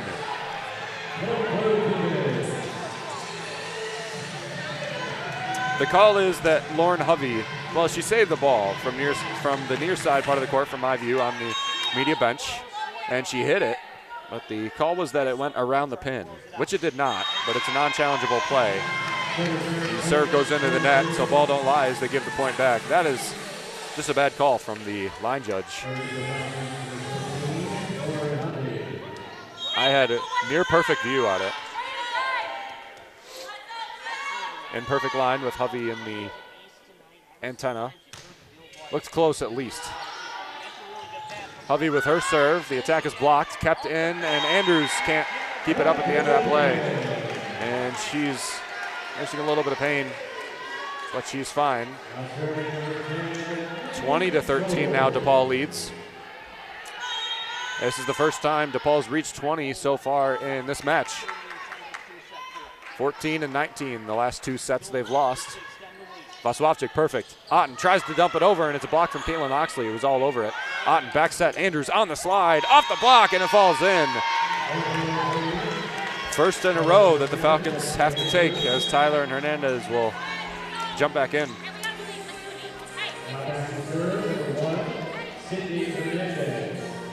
Hernandez goes back. Got 2 aces in this game.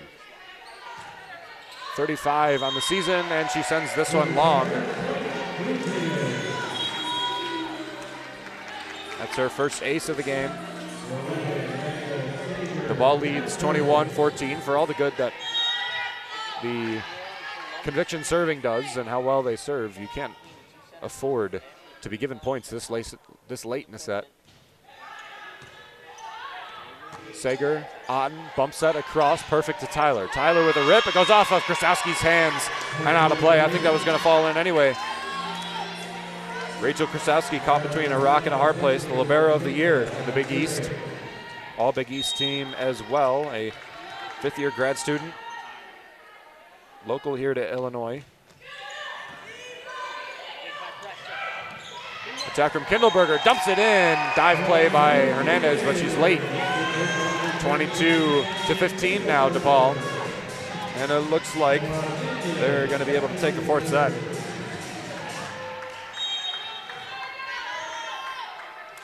Nora Mannion, not the best server. Dumping this one in.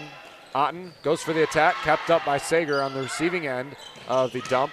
Yavuz. Oh, miscommunication between Otten and Hernandez, and that'll be 23 points for DePaul. Athletic play to keep it up by Lauren Hovey. The receiving for the Falcons has not been the greatest, especially in the second set. Near perfect in the first and the second, and this third, just not the best. Tyler with a rip now, puts it past. That'll be the first of a lot in a row Bowling Green's going to have to give. They trail 23-16. DePaul 2 away from putting away the third set. They still trail 2-0 in the McGrath-Phillips Arena. Otten, number 11. Right hand over. Oh, it hit the back line. Beautiful ace from Amanda Otten. They needed a break like that. 23-17.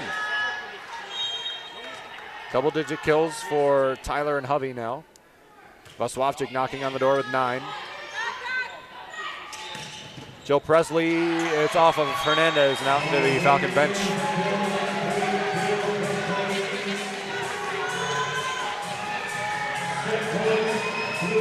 (24-17). The ball leads by 7. This is set point for the Blue Demons.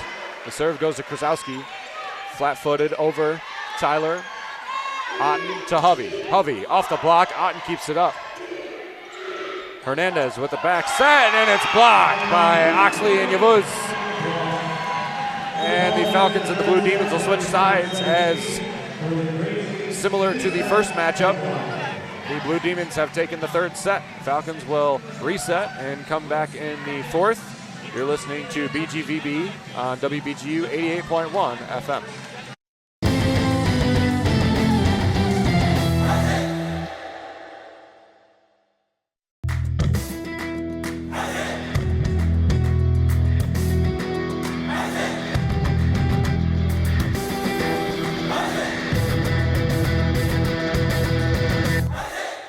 Falcon women's basketball team rings in the new year with the New Year's Day battle against Kent State to open up MAC play. Falcon Media Sports Network's Caden Knapp and Tyler Kavlitz will have the call starting at 6:45 p.m. for pregame on WBGU 88.1 FM.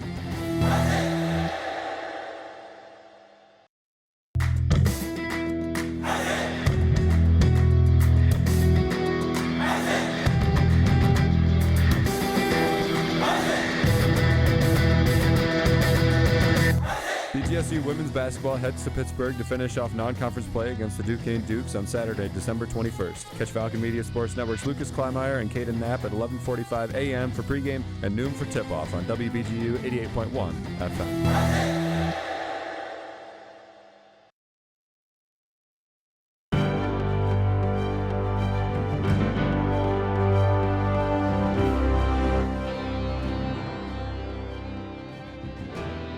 'Erica Porter is this week's Falcon Media Sports Network's Athlete of the Week. The fifth-year forward scored 20 points and hauled in 8 rebounds in the win against Stetson. She followed that up by helping BG defeat SEC's Arkansas, scoring 18 points, including the game-winning shot with 8.4 seconds to play. The West Windsor native is averaging 10.6 points per game and 5.4 rebounds this season. Last season, she was named an All-MAC third-team selection and set a new program record by shooting 66.3% from the field. This has been 60 Seconds in Falcon Athletics.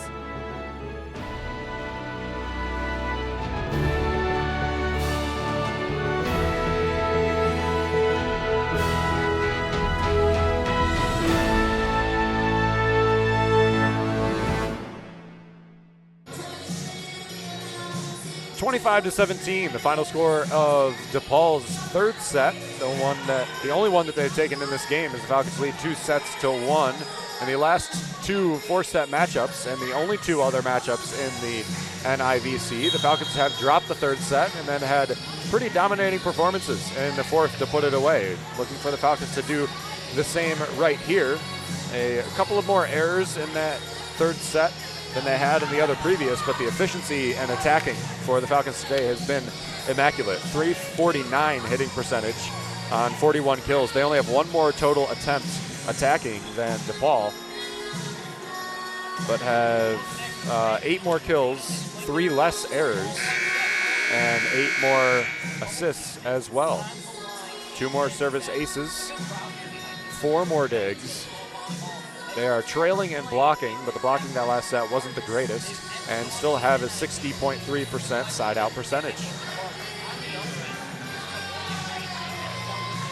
2 Falcons with 10-plus kills. That's Tyler and Hovey. Hovey with 7 digs as well, looking for the double-double. Vaswavchik has been the most surprising player in this game. She's played great. 9 kills, 2 errors, 14 attempts for a 500 hitting percentage. He's got a dig as well. One of the best pure hitters for BG for a while. Matil's been a little bit absent. 2 kills, 1 error, and 9 total attempts. Hovey with this rip, trying to push it to the back row. Mannion across to Presley, kept up by Otten. Bump set from Hernandez. Back to Mia Tyler. Tyler's dug out by Krasowski on her back. Presley with this rip, and it goes off of the hands of Amanda Otten. First point goes to DePaul as they continue their hot streak.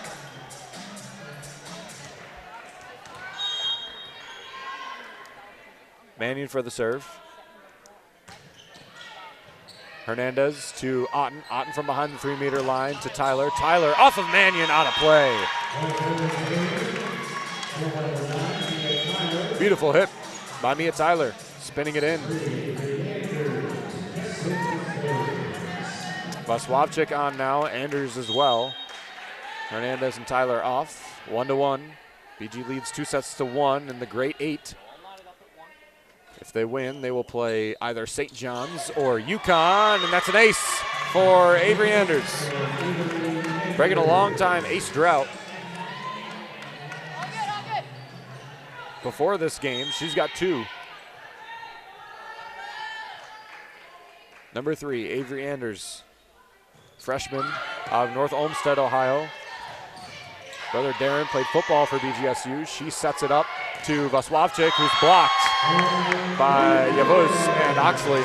Blocking for DePaul has really stepped up. They trailed in blocks against the Falcons in the 4-setter earlier in the season by 3, 13-10. They lead the Falcons in blocks right now 7-5. Eddie digs it out. Otten back to Hovey. Hovey goes for an attack, and Cahill in the back row keeps it up. Mannion will have to dump it over. Hovey to Otten. Otten set over the middle to Matil. A little bit too far over. LaPinta to Matil again, and it's blocked. That was a godsend for the Falcons who didn't get a full swing. Now Hovey will, off the block between 2 players, Mannion and Sager. And it falls through for Lauren Hovey. Her 14th kill of the game. And a 350 plus hitting percentage for her as well.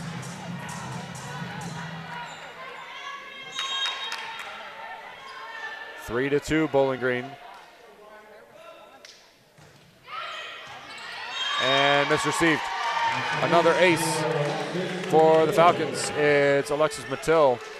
8 aces to only 7 errors on this game after having a harsh error greater deficit in the game against Wright State.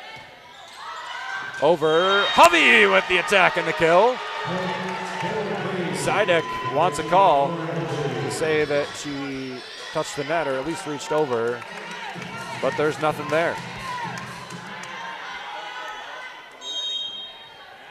Matil for another one. 5-2, 3-0 scoring run for the Falcons as they lead early for the first time in this match. Sager over the middle. Scholes goes off the block and out of play. She's been clutch. I'm surprised they haven't fed her more. 7 kills on 12 attempts. No errors. And a 600 hitting percentage for Scholes, a sophomore out of Tomahawk, Wisconsin. Only 170 kills on the season with 115 sets played. Otten sets up Vaswavchik. Not the strongest spike in the world. Presley with a very strong one. LaPinta bump set, back row attack from Vaswavchik again, but essentially a dump play. Sager will set it up in the middle. Scholes again, and a net violation against Megan Scholes. Oh, I'm sorry, against the Falcons. It was probably Jessica Andrews. 5-4 now. Bowling Green still just leads by 1. 4th set, Falcons lead 2-1 in the grade 8 of the NIVC. Vaswavchik digs it out. Otten back to Hovey. Hovey puts it in, back row in the corner.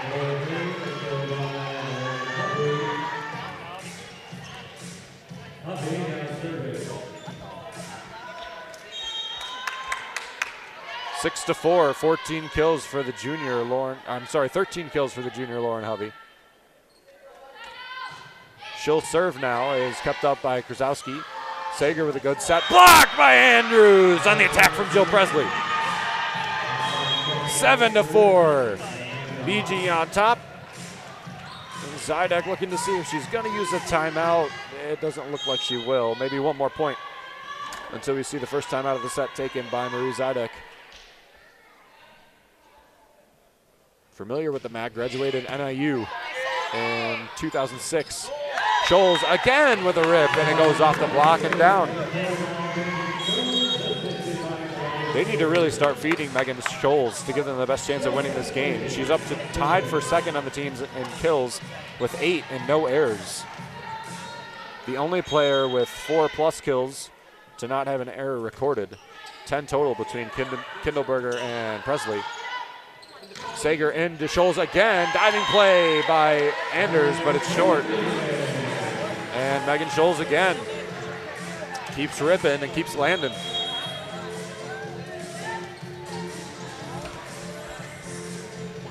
Serve will go to Jill Presley. Anders, Mr. Sieves, it's a Jill Presley ace, her 41st of the season. DePaul really battling and forcing Daniela Tomic to take her first time out of the set. We'll take a step back as well. BG tied with DePaul, 7-7 here in the McGrath-Phillips Arena in Chicago, Illinois. The grade 8 of the NIVC. Ben Korak here from the Falcon Media Sports Network. You're listening to WBGU 88.1 FM.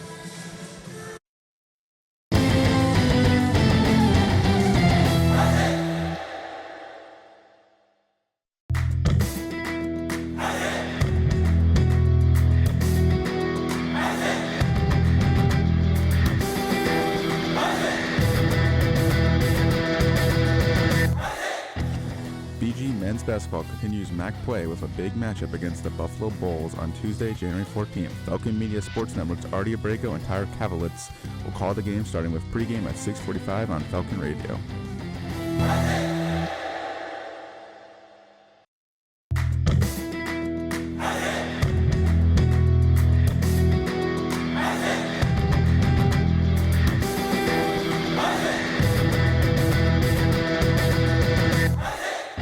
BG men's basketball opens up conference play against the defending MAC champion Akron Zips on Friday, January 3rd. Falcon Media Sports Network's Tyler Kavalitz and Artie Abrego will guide you through the action starting at 5:45 for pregame on Falcon Radio. Falcons tied with Blue Demons 7-7. The serve will be Jill Presley, who sends her attack long. And will send a point back to BG, breaking a 3-point run for the Blue Demons. 13 kills apiece for Tyler and Javi. Vaswavchik's got 9. Andrews got 5. Otten and Mattil have 2. Jordan Newblatt has 1 and only 3 total attempts in this game. Vaswavchik has dominated play. And that one was yanked by Allie Kindleberger, playing the left side there. They moved her all around. She's a middle blocker. She's been playing the right side, opposite hitter, a lot of the season, the second half of this season since they played Bowling Green, and now is playing some outside as well with Jill Presley on the back row. Kindleberger will have to dump. Otten, back set, slide. Andrews can't get it to fall in. Kindleberger, and it'll be out of play.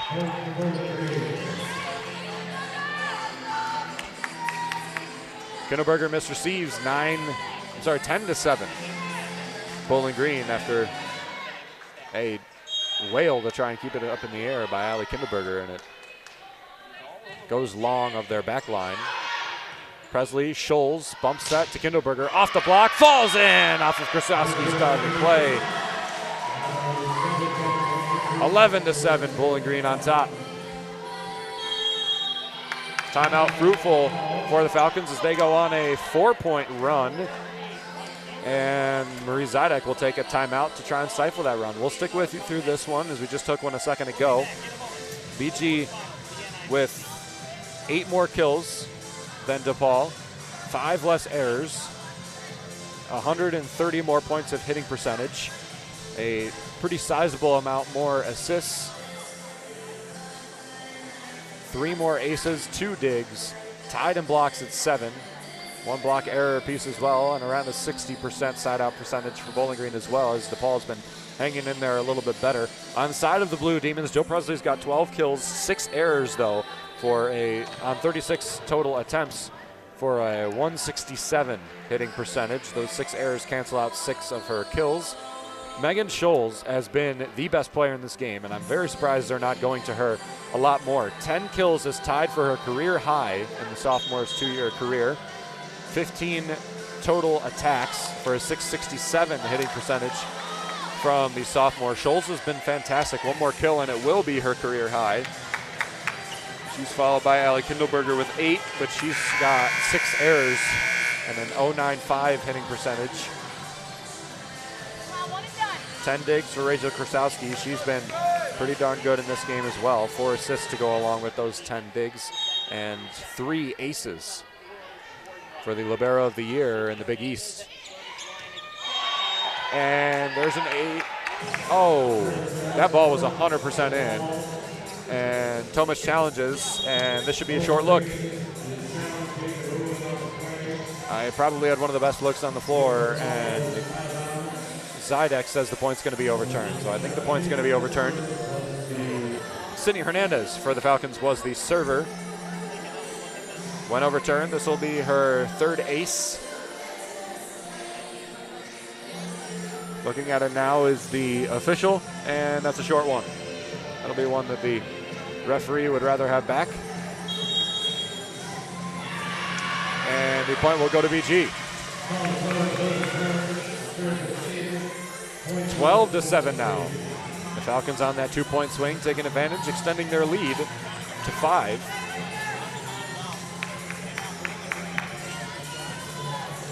Done the 3 things that I wanted to see of them in today's game. Attacked efficiently, they're 343. Blocked well, they have 7 total blocks in these 4 sets. And played efficient defense. They have, I believe, yet to record they have 6 reception errors on the game at about average for the season. 2 for Anders and 1 for each of the other defensive specialists. Hovey keeps it alive. Back into Hernandez. Hernandez is kept up by Cahill. Sager sets up middle. Oxley into her. Kept up by DePaul. Great play by Caitlin Oxley to get out of the way. Again, block. Anders loses the joust at the net, and it falls in on the side of the Falcons. Gritty point, but it's 12-9 DePaul.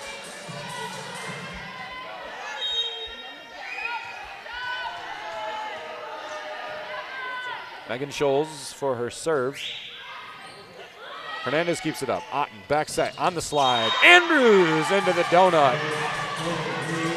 13-9 now. The Falcons lead by 4. Anders off. Mattil on.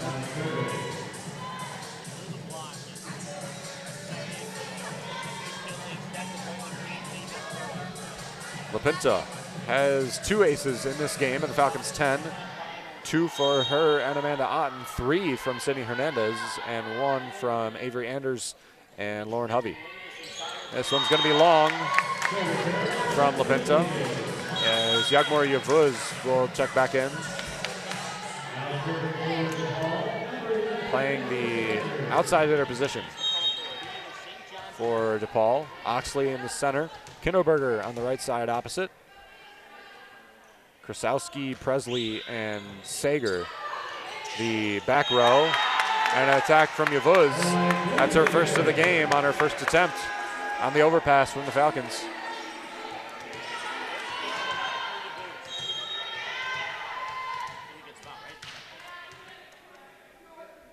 Amanda Sager. High arcing serve. Otten across to Tyler. Tyler with a rip. Krasowski digs it out. Sager back across, back row attack from Presley over the middle, and it won't land. Hernandez to the near side to Tyler. Tyler goes off the block, kept up by Hovey on the back row. Now back to Tyler. Another one, puts that one in. 3 tries, and Tyler's the one that converts it. 14 kills, leading the Falcons. Mia Tyler has been on an absolute tear in this NIVC. 14 kills against Binghamton and Wright State, now 14 already in this game against DePaul. Yavuz has to dump it. Hernandez to Otten. Otten back to Hovey. Hovey off the block. Can it fall in? Yavuz again to Matil. Matil tries to dump it on the joust at the net, and it'll be a free play again to the Falcons. Otten over the middle. Matil off the hand of Krasowski, and it falls down. 15-11, the Falcons lead and force Maria Zidek to take a timeout. Falcons lead by 4, leading 2-1 as well. DePaul down to the last of their season. You're listening to WBGU 88.1 FM.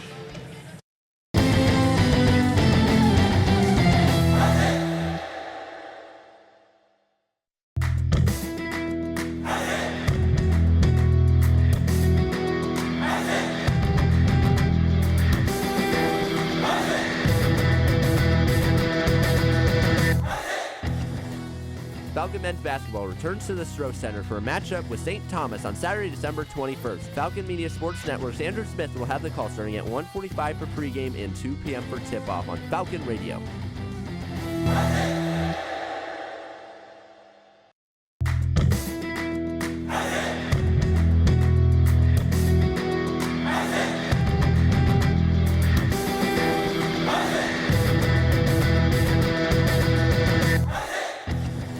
BGSU men's basketball stays home for a battle with Aquinas College on Monday, December 23rd. Join Falcon Media Sports Network's Caden Knapp at 2:45 for pregame and 3 p.m. for tip-off on Falcon Radio.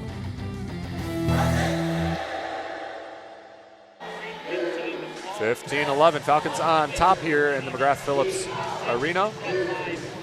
Falcons lead 2-1 as well over the Blue Demons of DePaul, who have beaten Toledo and Omaha to get to this point. The Falcons have beaten Wright State and Binghamton. DePaul with a little bit of better competition. They bested both, and the Falcons getting the better of them in this game. Tyler with hers, and the point goes for her net violation. DePaul with 12, Bowling Green with 15. And the challenge will be taken by Daniela Tomic to see whether or not, they're challenging whether or not it went off the hands. It was not a net violation, even though the net was bumped. So Daniela Tomic will use the second timeout. The first one, or the second challenge, the first one was successful.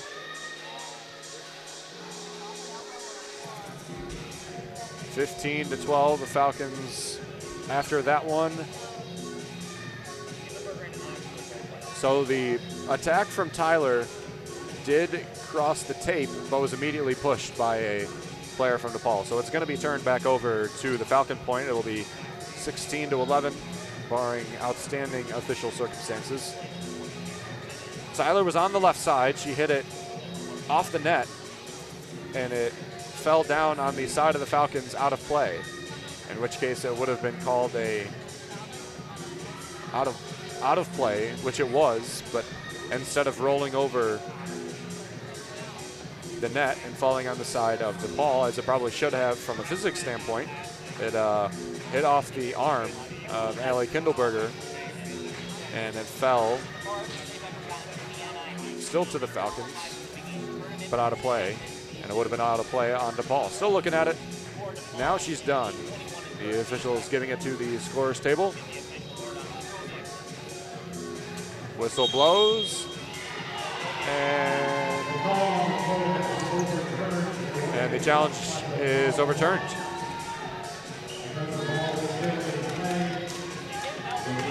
So I'm confused as to what the call here, because they said the challenge was overturned, and it will be a Falcon point. So 16-11 as they finally change the scoreboard. Amanda Otten for the serve now. Krasowski misreceives, and that'll be an ace for Rachel Krasowski, a rare misreception from her. That'll give the Falcons their 17th point.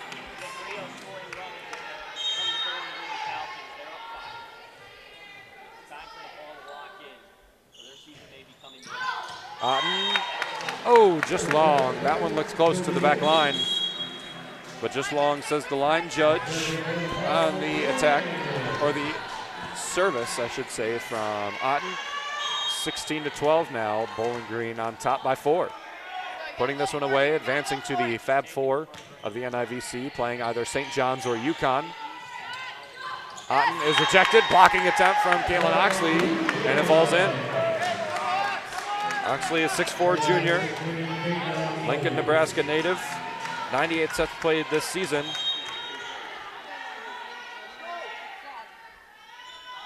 Four games of 6+ total blocks this season. Tyler with a rip, Krasowski dug that one up. What a play with one arm by Rachel Krasowski. Now Lauren Hovey will put it away off the block. Doesn't take away from the great play that Rachel Krasowski just made to keep it up. Libero of the year showing off her arms. Almost said flashing the leather like you would say in baseball, but I don't think there's a volleyball equivalent. 17-13, Falcons lead 4. And it goes into the antenna by Avery Anders. It was a good serve if it crossed the net cleanly, but it did not.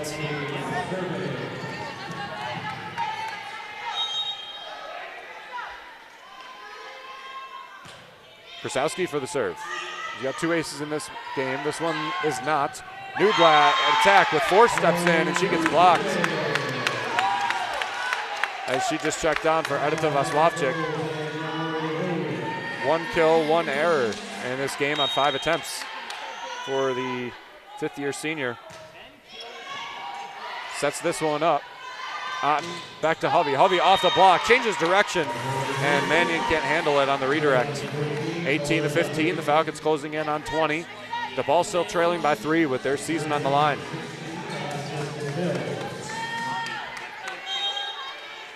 Newblatt, Andrews, Hovey the front row. Otten, Anders, and Mattil the back row. See if the attacking will go to Mattil. Sager sets up, blocked by Andrews!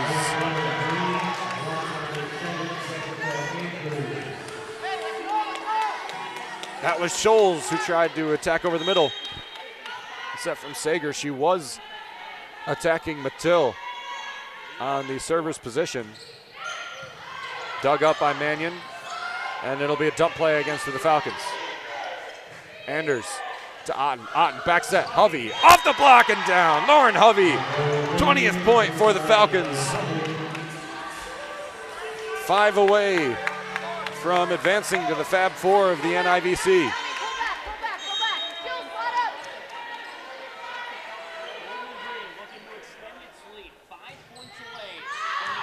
Mattil in the back line. And a challenge will be used by Marie Zidek. And the official will look at yet another call. We'll take a step back for this one real fast. You're listening to BGVB on WBGU 88.1 FM.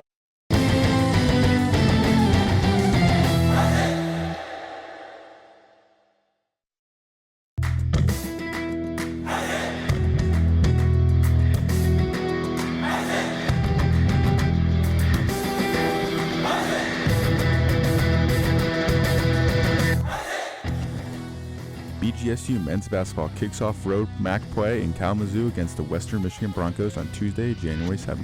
Falcon Media Sports Network will have a preview and recap available on bgfalconmedia.com.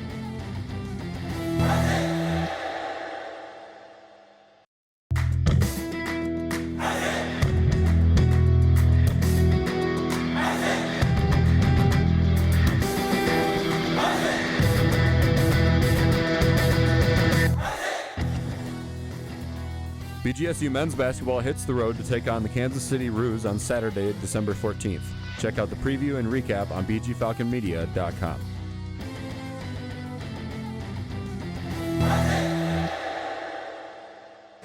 So what's going on here, amazingly enough, is that the official is looking at it at the media table, but off of the monitor by the ESPN cast, because their iPad wasn't working.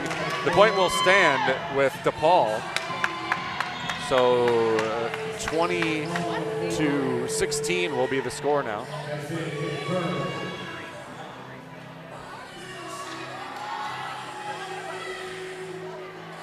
Oh, I'm sorry.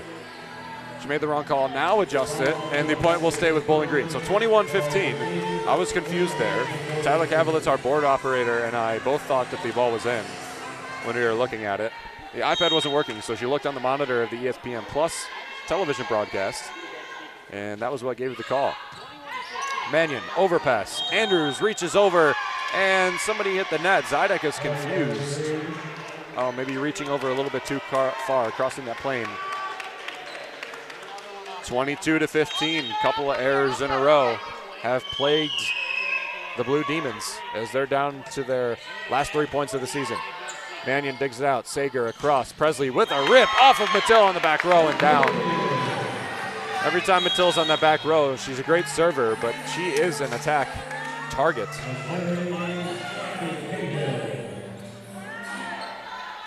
13 kills now for Presley.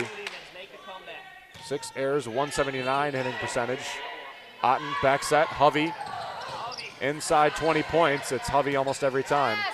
Bump set, great ball across. Presley with a rip and a half, but off the net. And a violation against the Falcons as it'll fall. What a great way to butter the ball on the back row. Put it right on the net, ranging away from the net, beyond the back line. Cahill, Anders, across to Hovey. Hovey with a rip, goes off the block. Mannion fakes one way, goes the other, and it falls down 23-17. The Falcons 2 away from punching a ticket to the Fab Four. This is the longest postseason run of the Falcons since the 1992 season, in which the Falcons won 5 games: Delaware, Virginia, University of Texas, Arlington, Fresno State, and Minnesota, losing in the NIVC championship. Set across, Presley's blocked, and it'll fall on the side of DePaul. Set point and match point for Bowling Green in the 4th set.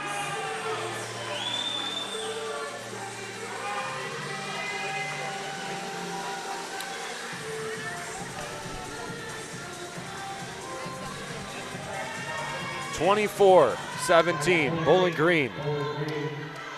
And Lauren Hovey, with the ball in her hand, can send themselves to the Fab Four in the NIVC. Hovey among a completely quiet crowd. Sager across to Presley. Presley's ball is in on the cross-court attack. So the Falcons won't get it on that one.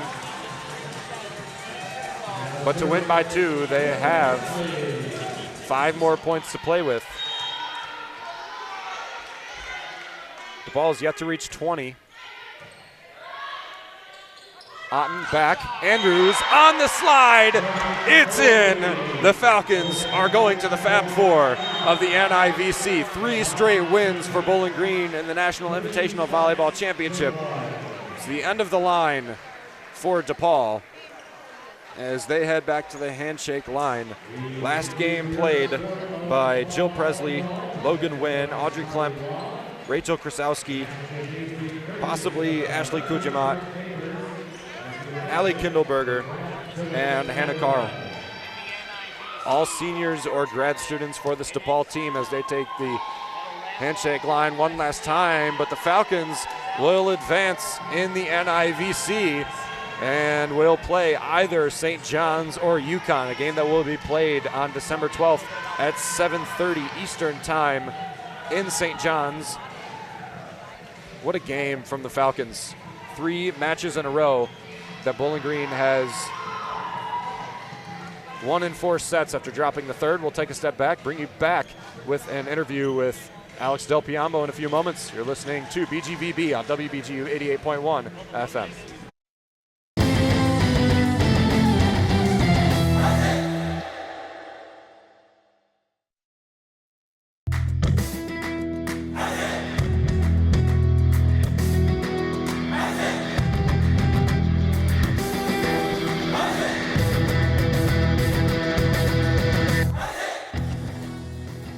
BGSU men's basketball heads to Muncie to take on the Ball State Cardinals on Saturday, January 11th. Falcon Media Sports Network will have a preview and recap available on bgfalconmedia.com.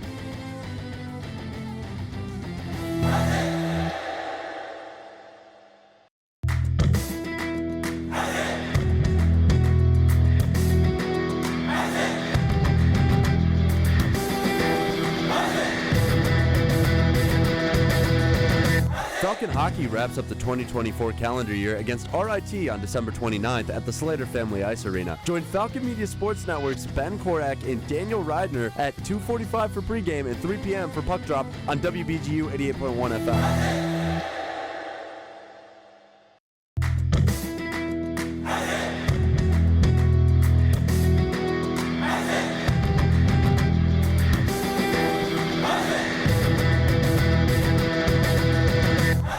BGSU Hockey is back at the Slater Family Ice Arena for Game 2 of their series against the Northern Michigan Wildcats on Saturday, December 14th. Join Falcon Media Sports Network's Ben Korak at 6:45 for pregame and 7 p.m. for puck drop on WBGU 88.1 FM.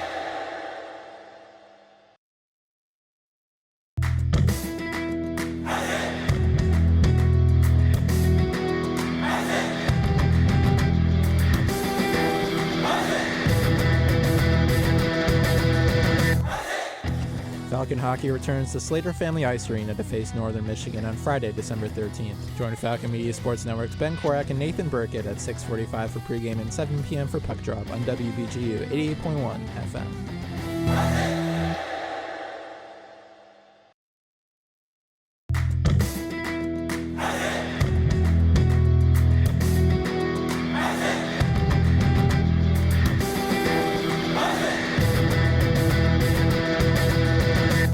BGSU Hockey takes on the Bemidji State Beavers for the second game of a two-game series at Slater Family Ice Arena on Saturday, January 11th. Join Falcon Media Sports Network's Ben Korak and Sean Connolly at 6:45 for pregame and 7 p.m. for puck drop on WBGU 88.1 FM.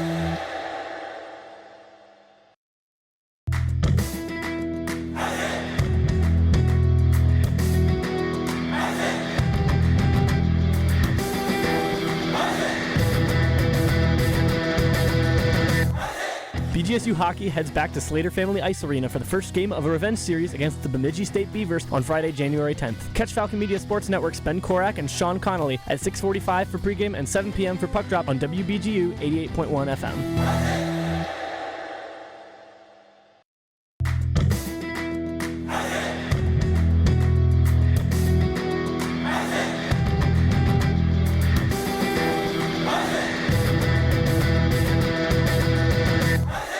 BGSU Hockey plays the second game of a weekend series in Sault Ste. Marie, Michigan against the Lake Superior State Lakers on Saturday, January 4th. Catch Falcon Media Sports Network's Ben Korak at 6:45 for pregame and 7 p.m. for puck drop on WBGU 88.1 FM.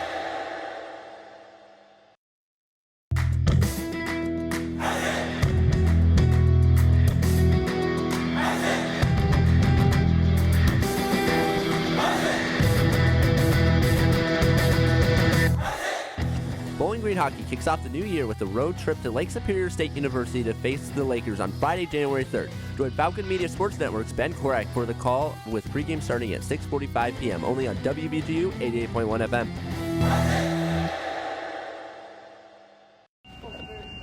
Hi, this is head coach Daniela Tomic, and you're listening to Falcon Media Sports Network's coverage of BGSU Volleyball on 88.1 FM WBGU, your home for all of BG athletics. Now let's get back to all the action. Back here in McGrath-Phillips Arena in Chicago, Illinois, Ben Korak now joined by associate coach Allie Cook. Coach, pretty good game today. Y'all are fabulous, as I know you said a few seconds ago, so congratulations. How did it feel to be able to pull this one off against DePaul? You know, they're a good team. They're tough, and it was tough the first time we played them. And I'm just proud of our team, and I think they're all proud of themselves because we had to dig in and be mentally tough, and we, came together and really cranked it at the end, and I'm proud of the team. Yeah, the best run you guys have had in your three coaches' tenure here at BG, and especially coming off of the loss to Western Michigan. How does it feel to be able to go on a little bit of a run here and take care of business in the postseason tournament? You know, we keep just saying, let's just keep enjoying this, and we want to have fun, and we want to enjoy being together in this journey and extending it as long as we can. And Coach said she's never been to the Final Four in anything. I went to the Final Four in the high school playoffs my senior year, so it's been a long time for me. So we really just want to keep embracing getting the opportunity to spend more time together and keep playing together and do what we all love together. So yeah, you mentioned having fun. It seems like a couple of players had a lot of fun today. Lauren Hovey and Mia Tyler have fun a lot of the time. Mia had a great game today. She has the last 3 in this NIVC. She's really turned it up. Eddie Veswapchik had a great game as well, which I think was a big point, not seeing Jordan Newblatt early, but seeing a lot more of Eddie. You just gave me a fist bump a second ago. How did you guys feel about the hitting performance today? You know, our offense is a huge strength of ours, and we want to continue to attack, and just rip at it and continue to be aggressive and keep going until the point's over. And Eddie and Jordan both have been flipping on in and out, and I think they just keep carrying the bucket, whose turn it is. And you know, Mia, well, we want them to continue to just keep banging, and Jess, Alexis, all of our hitters just keep being aggressive and attacking, and that's when we play our best volleyball, is when we go for it. Yeah, 3 matches in a row. The third set's been the one that y'all have dropped. What are you guys seeing there, and then what are we adjusting from third set going into fourth, and looking forward to the next match against St. John's and UConn?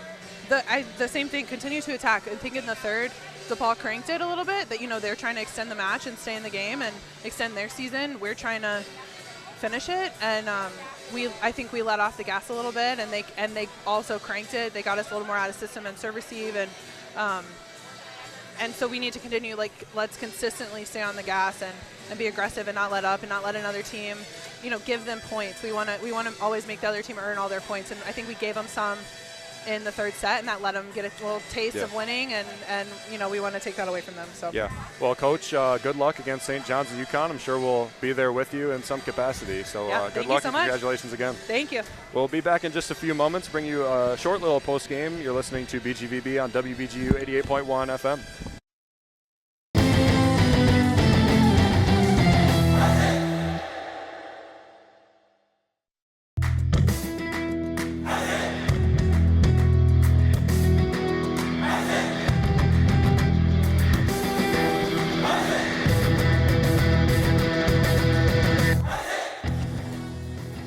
BGSU Gymnastics heads to Ypsilanti for their first road meet against the Eastern Michigan Eagles on Sunday, January 12th at 1 p.m. Catch the recap of the event on bgfalconmedia.com.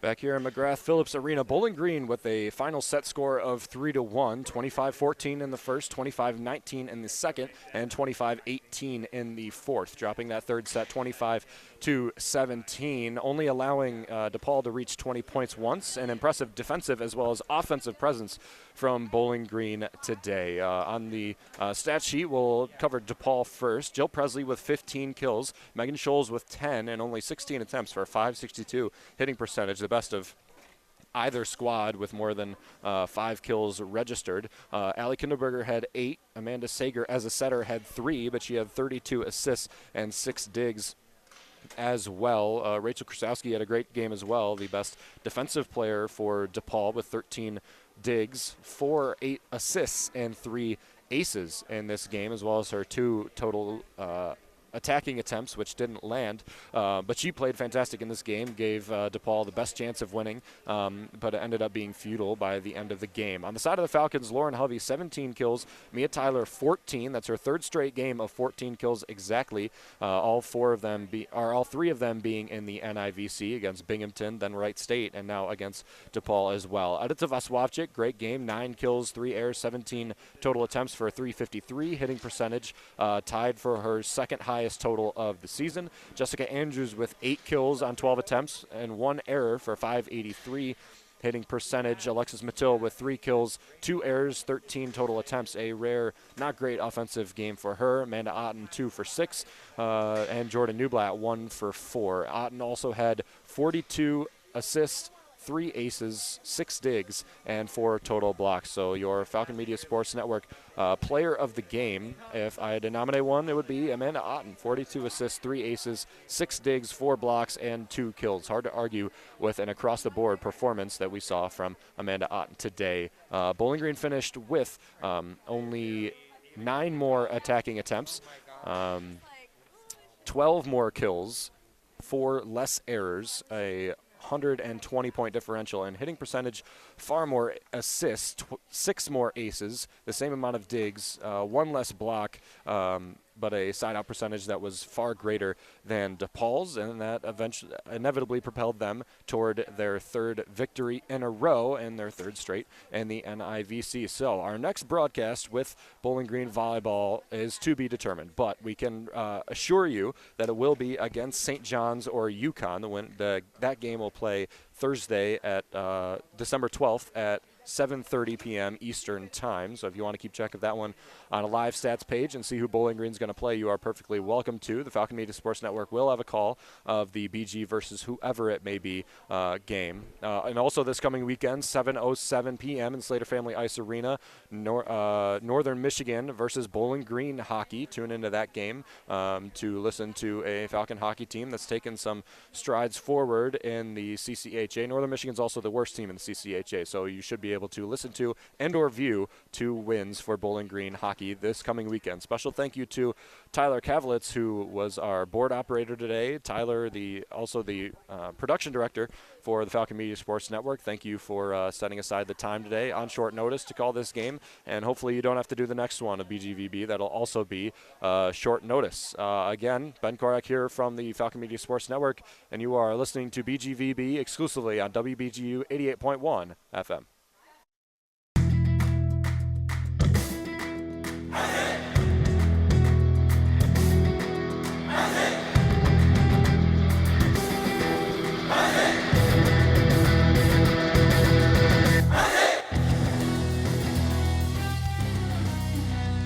This broadcast has been a Falcon Media Sports Network production.